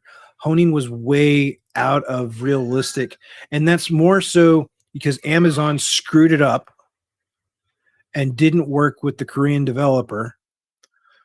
And the game was originally a pay to win game out of Korea. That's how the mobile game was over. People didn't have a problem buying stuff, to spending money to buy materials to advance yourself through. And I don't do that. So I like Lost Ark. It's a fun game to play up until you get to the end game, when it's just too much of a grind. The grind sucks the living life out of it. If that helps. What do you think, Jay? That accurate? Yeah, I mean, because at one point, I did enjoy it. Yeah. It was it definitely I did enjoy it for a while. Yeah. Mark, every beta that they do for First Descendant, there's going to be more betas. They're going to wipe the data. You'll start fresh every single time. They want Which is to, okay. I'm perfectly fine. In the forums, they made comment in reference to the fact that whenever they do a new beta, they want people to go through everything again. So they're not only being able to test the gameplay, but make sure that story isn't broken, make sure the campaigns aren't broken, the play styles aren't broken. You know So what? you'll reset every beta. Wonder, has Ryan, have you played like Star Wars? Old Republic. Yeah, I was just wondering if you had played. I wish they would remake that game. That'd be Could like you the best imagine? thing they could do. Could you imagine SWTOR in Unreal 5? Dude, I wouldn't stop playing it if it was Right. Unreal 5. Yeah. It could get me to it's come back. Star Wars: The Old Republic, right? Yeah. See, if they remade it, and because it's been out so long, when I go back to play it, it's like there's a mix, and there's elitism and all this other stuff in the game. I Hey, just couldn't get back So into Ryan it. will understand how long I played it. I sent you the picture so you could share it for him to see Okay. of how long Why did played this. Discord go here? I don't know. But no, Ryan, since you were curious about how much we played it. You sent a picture of the ship. Is that what you wanted to send? Yeah. Because there's that title. That ship, dude. Oh. If you haven't played the Lost Ark, you won't understand the title. Yes. So and the reason why he sent that. So to get this right, out of the 1,500 Makoko seeds, you have to have half of them. Yeah. So that's 750 seeds that you have to have. Yeah. And Jay got it a couple weeks before I did. Well, I had 200 when I decided I was actually going to get that title. I completed it in 2 days, and I hated myself for it. Yeah. You know which one I hated the most getting? The Makoko seeds from the stupid Maze Island. That's the one that I almost quit. I almost quit Lost Ark right then. I even had videos up showing me where to go, and there was one fetching seed. One seed. It's the one that's RNG based that you have to spawn into to get. Yep, that's 3 freaking hours to get one freaking seed. Yeah, and then RNG. And then the next frustrating island was the one where you had to go and get the achievement for freaking crafting a stupid ice sculpture. Yeah. And it was shared with everybody. And it only respawned once a day. Yeah. Game day, our game, not game day, but real life game day. Yeah. So you had to rough. I had to literally set an alarm on my phone to wake my butt up, to get on 5 minutes before reset, to be on the island, to be ready, and then pray I could beat somebody to the freaking mining thing. That's how it is. It was nuts. It was nuts. I still love the game. There's a lot of content in that game. Lost Ark has a crap ton of content. But being able to get to the second half of the content, you have to do a lot of honing, which is gear crafting and leveling. That thing for Ryan, the sword toy thing. And just put it in chat. If you got it, yeah, there you go. That's King's Fall helps with Vegeta tomorrow, or he didn't ask you. Geek. He hasn't asked me. I'm not opposed to helping, and I'll message him to let him know. But I think we're home tomorrow. But Yeah, actually, no problem, actually, I'm going to say no. Tomorrow is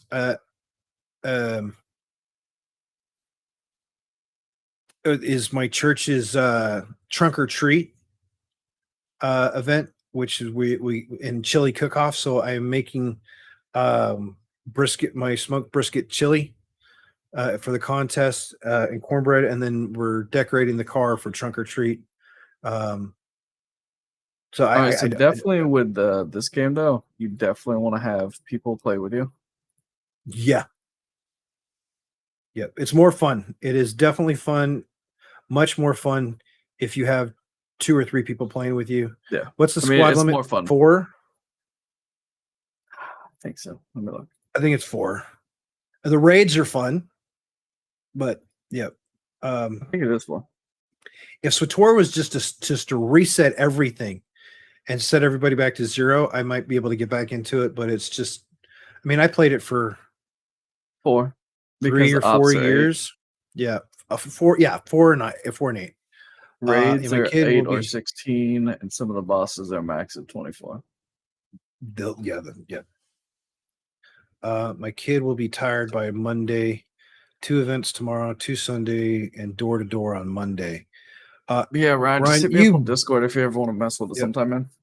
Ryan, you better make sure that you're not walking door to door. You're not in the shape to do the door to door stuff. Look, we'll get Geek to play it with us if you'll play it. But I do have one. Play it. I do have one thing to say about Halloween. See, hey, look, Ryan says, "Heck yeah." He says, "If he plays Geek, then you have to run with him." Yeah, I'm good with that. If Joe, I know you're out there somewhere, you have to play too. Yeah, Joe's going to do First Descendant. I think Matthew watched me play First Descendant, which is Joe's son, and then got his dad to try it out. Yeah, I saw that little thing that he was working on. Callie's Discord. That's pretty cool. Yep. Everybody that has kids that are going trick or treating, dad tax. Remember. There you go. Just saying. Anyways.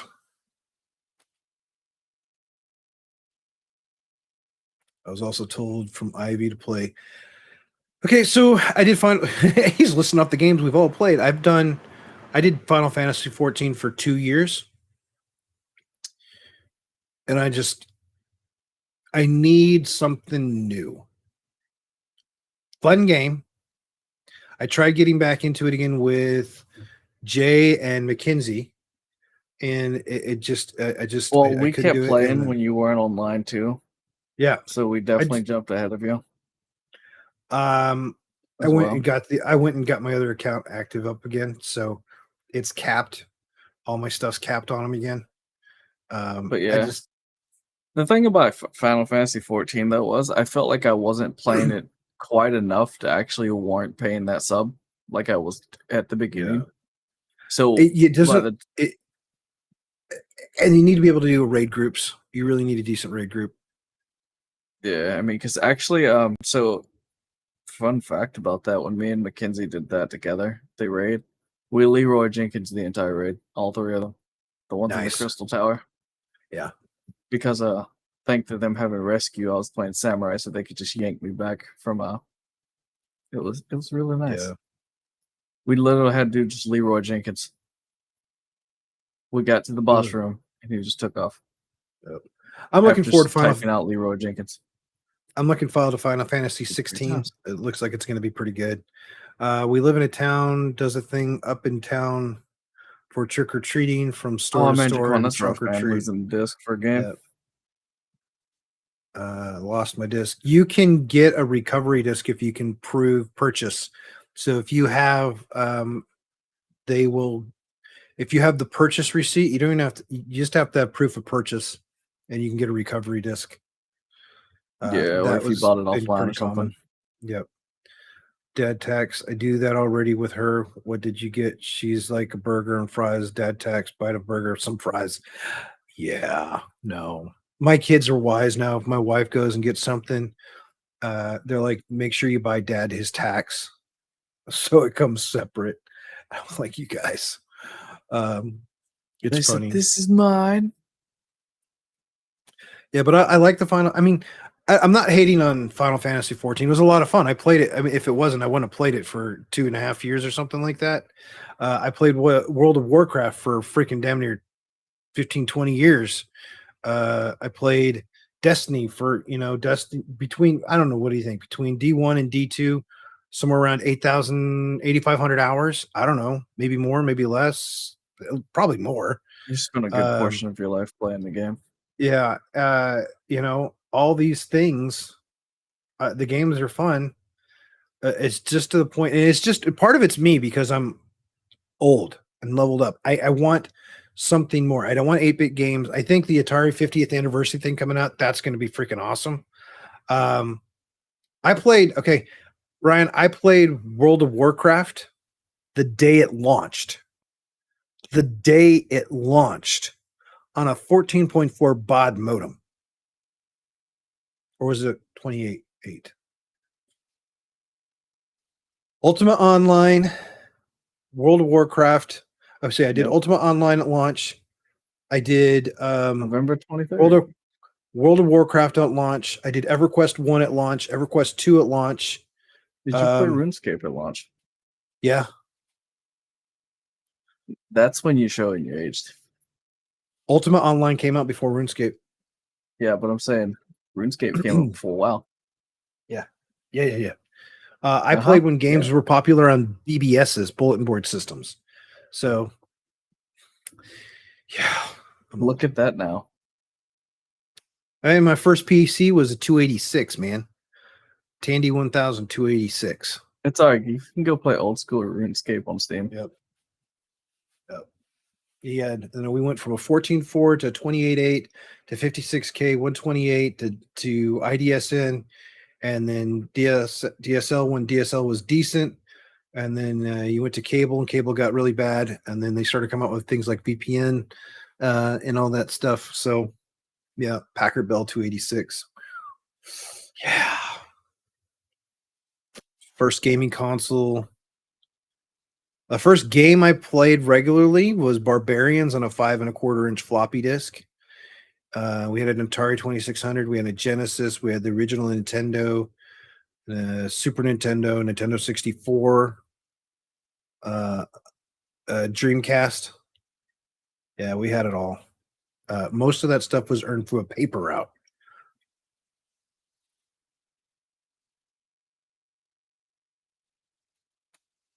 I love that stuff. Old tech. I wish I still had some of the old stuff, but when my dad died, they had a couple boxes in the garage with some stuff in it. I was able to get most of it, but I didn't get the box with the Tandy 1000 in it. I do have the original mouse, my very first mouse, somewhere in the garage, so it's kind of gross. And we had a CTX tower with an AMD K6. Wow. Matrox. Wow. 6400. Yeah, that's a lot of cool stuff. I'm gonna get that, Jay. It looks like the game list is pretty inclusive. So yeah, that'll be we'll have to interesting. look at it. I'll look So at you guys it got it's gonna be more of a nostalgia thing for me because yeah, I feel you. I played my dad and I would play River Raid and Missile Command, Pitfall, and a few other games. So if I can play those and play those with Calvin, that would be freaking awesome. I mean, I can play them on emulator, but being able to play this without having to load up the emulator, which is a pain in the butt to do all the time. Yeah. I mean, it's pretty freaking awesome. Yeah, definitely something. So what are you going to be doing this weekend? I've got Halloween tomorrow for trunk or treat. I'm thinking I might buy Star Ocean on PS5. If you get it, you're I'm gonna go watch some more stuff of it first because I know people that are playing right now on PS5. Yeah. So I'm gonna take a look at some more of their stuff and everything and go from there. And You don't have capture for it, right? You don't have an Elgato or anything like that that you can capture PS5 to stream. The one that I currently have will not do what I want it to do. Okay, because you can So- go in and So I set thought up. about. I mean, because I've had because if you remember when I was on PS4, I had it streamed to YouTube. Yeah, you can set it up. You So can actually, use. Ryan, so you say that, right? So Star Ocean game, right? On PS5, I actually have every single one of them except this Divine Force one. Yeah, we talked about it earlier, where we were able to compare the PS5 to PS4 to PC graphics. PC looks horrible for the new Divine Force. It just Like looks I got the horrible. remaster for the oh, what was the name of it? No, shit. Look it up. But yeah, I mean, because I was playing, I put the demo on the Xbox, and I just don't think they put Oh any yeah, The effort Last into the Hope, Xbox or PC. that It remaster. is, yeah, it just looks really, really bad. You can download a program to use PS4 on PC through. Yeah, I know. But you can also stream from the PS5. Yeah, Uh, I was looking to at that. YouTube or to Twitch, either one. You probably have a better stream layout if you use the Twitch application because you can configure the Twitch stuff in browser, Yeah, I'll have to look at it. and then when it See, launches, go. you know, You just what you could have the camera because it wasn't too bad from streaming from PS4 to YouTube though. So no, and if you're wired, you should be just fine. So yeah, I mean, of course, the PS5 is wired. yeah. So I actually, since you said that, right? I don't know if he saw it. Let's see. So, did you hear that they're thinking about doing the remaster of the second Evolution? So I don't think they've done that yet. 'Cause it's the second story. No, so that one is out from 09, but there was another one that they were redoing. I don't know. It depends on how well these ones do. You know how they are. EA's either make money or they're not. They're not going to remake it if they don't. There it is. I want to see them. I would No, love there it to is. see. So, Star Ocean 2, second Evolution coming west. Okay. And that one goes back a bit though, bud. Yeah. The game I want to see you remake on or a remaster, not a remake, but a remaster. And it I would looks a love lot to better see. than what it used to. So. And Easy knows this. I would love to see Dragon Age Origin remastered with current graphics. Look, would be- so I'm imagining that right now of Origins just being like Unreal 5, right? Yeah. And I'm just sitting here thinking, man, you know how great that would be? How sick would that be, dude? Dragon Age Origin on an Unreal 5 engine. Oh my gosh, it would be sick. Yeah, Could you it really just, would I be. mean, if they would remaster, Like, you know what? For They don't even everybody need to that's still review in the- chat there, right? If you could have one game remastered to Dragon Unreal Age. 5, what would it be? Dragon Age. Ooh. Dragon Age or Skyrim. One game to Unreal 5. What would you choose? I'm still going to say Dragon Age. But could you imagine Skyrim in Unreal 5? No, like that's Do you know how big that game file would be? The Final Fantasy remake OG is in Unreal 4. I think it's Unreal 4.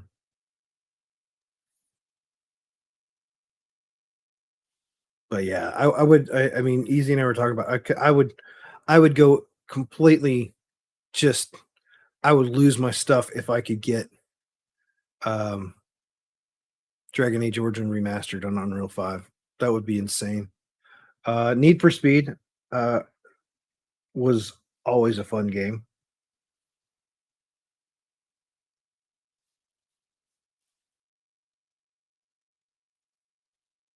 Diablo 2.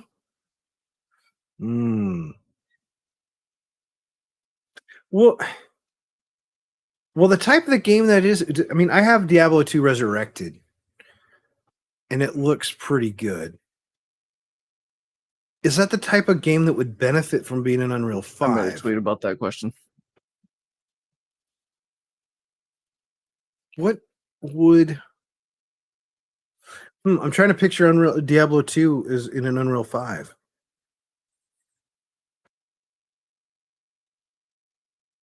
That would be unique. But that's kind of like what we're getting with Diablo 4. Yeah. Kind of. And that would they would have to change up some of the layout from the top down.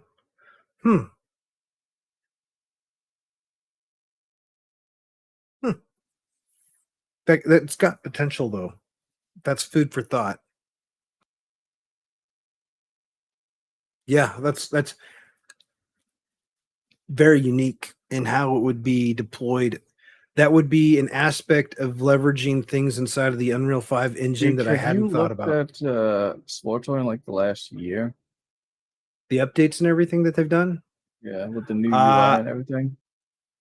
I have seen some gameplay of it, but no, I haven't loaded it. I don't think I've had it installed for, let me go look, 14 months, I think.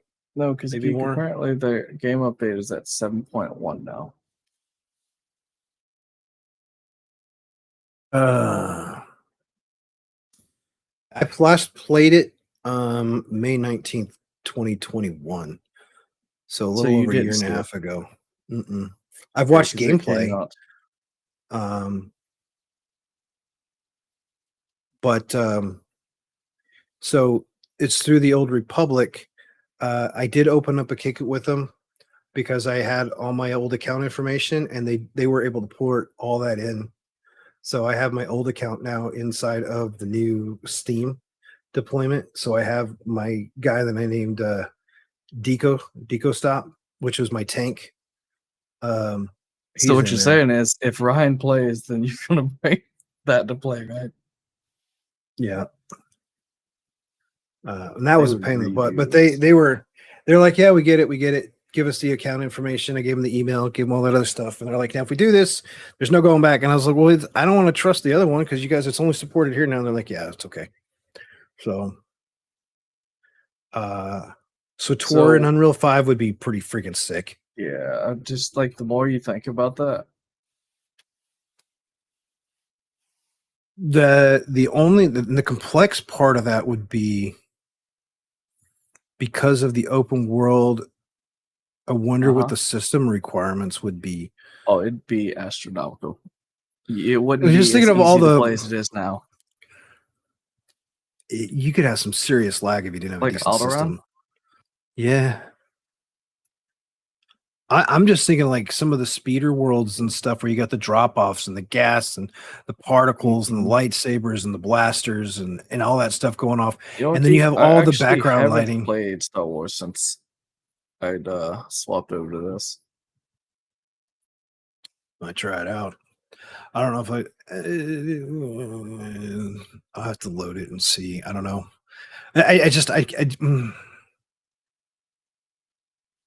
I'd have to be very enticed to get back into it.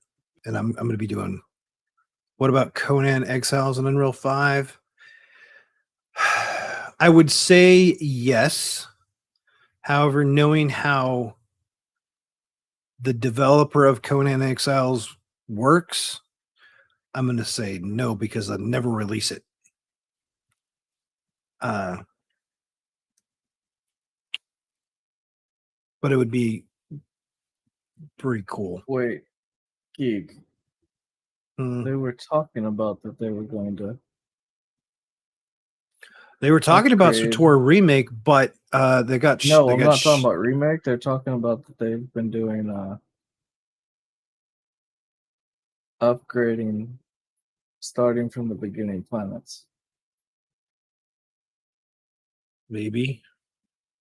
No, that's what they're talking about. Like they're upgrading graphics from Fallout 4 and Unreal 5. That would be cool.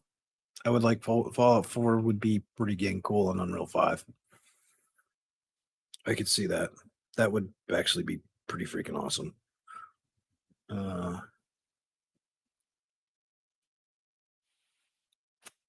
Could you imagine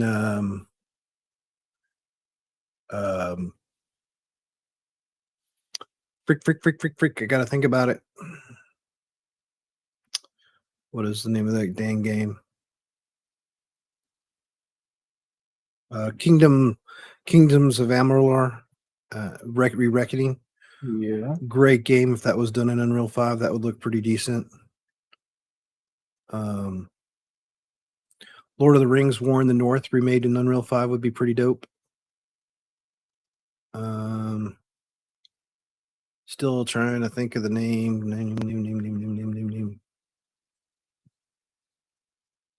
Yeah, I might just sit back and watch this graphic thing, and I'll let you know. Yeah, I can't remember it all. Oh, all right. Anyways, we're hitting for almost 4 hours. I need to I've get logged out. And, I got to go prep. I got to go. And then you got to trim do family stuff too. So yeah, I got to trim brisket and grind it so it's ready for the smoker in the morning. Yep. So, all right. We appreciate everyone that came out tonight. Yeah, this has been a great stream. It means a lot, the support, as we get back into all this stuff. Again, if you haven't followed Jay on YouTube, please go to his channel, do a subscribe on that one. Live on my YouTube and Twitch, just like we're live on Geeks YouTube and Twitch at the same time. Yeah. So we're streaming on both places at once. We're really trying to get more active on the YouTube growth, and it means a lot. It's this is streaming and content creation is more of a passion. It's not, you know what I mean? Appreciate that, Bob. It's one of those things where we're just trying to figure out where we belong and what we enjoy. So you guys coming out and hanging out with us for 4 hours has been fantastic. If you got ideas for the next Friday, let us know. If you got thoughts on something that we covered, any of that other stuff, hit us up. On Discord or Discord, on the server that he's got there, and just in that little section that says podcast. Yep. We're going to change that. But yeah, podcast feedback and stuff. So we can do that right now. You can just go ahead and put it there. Podcast feedback. Create invite.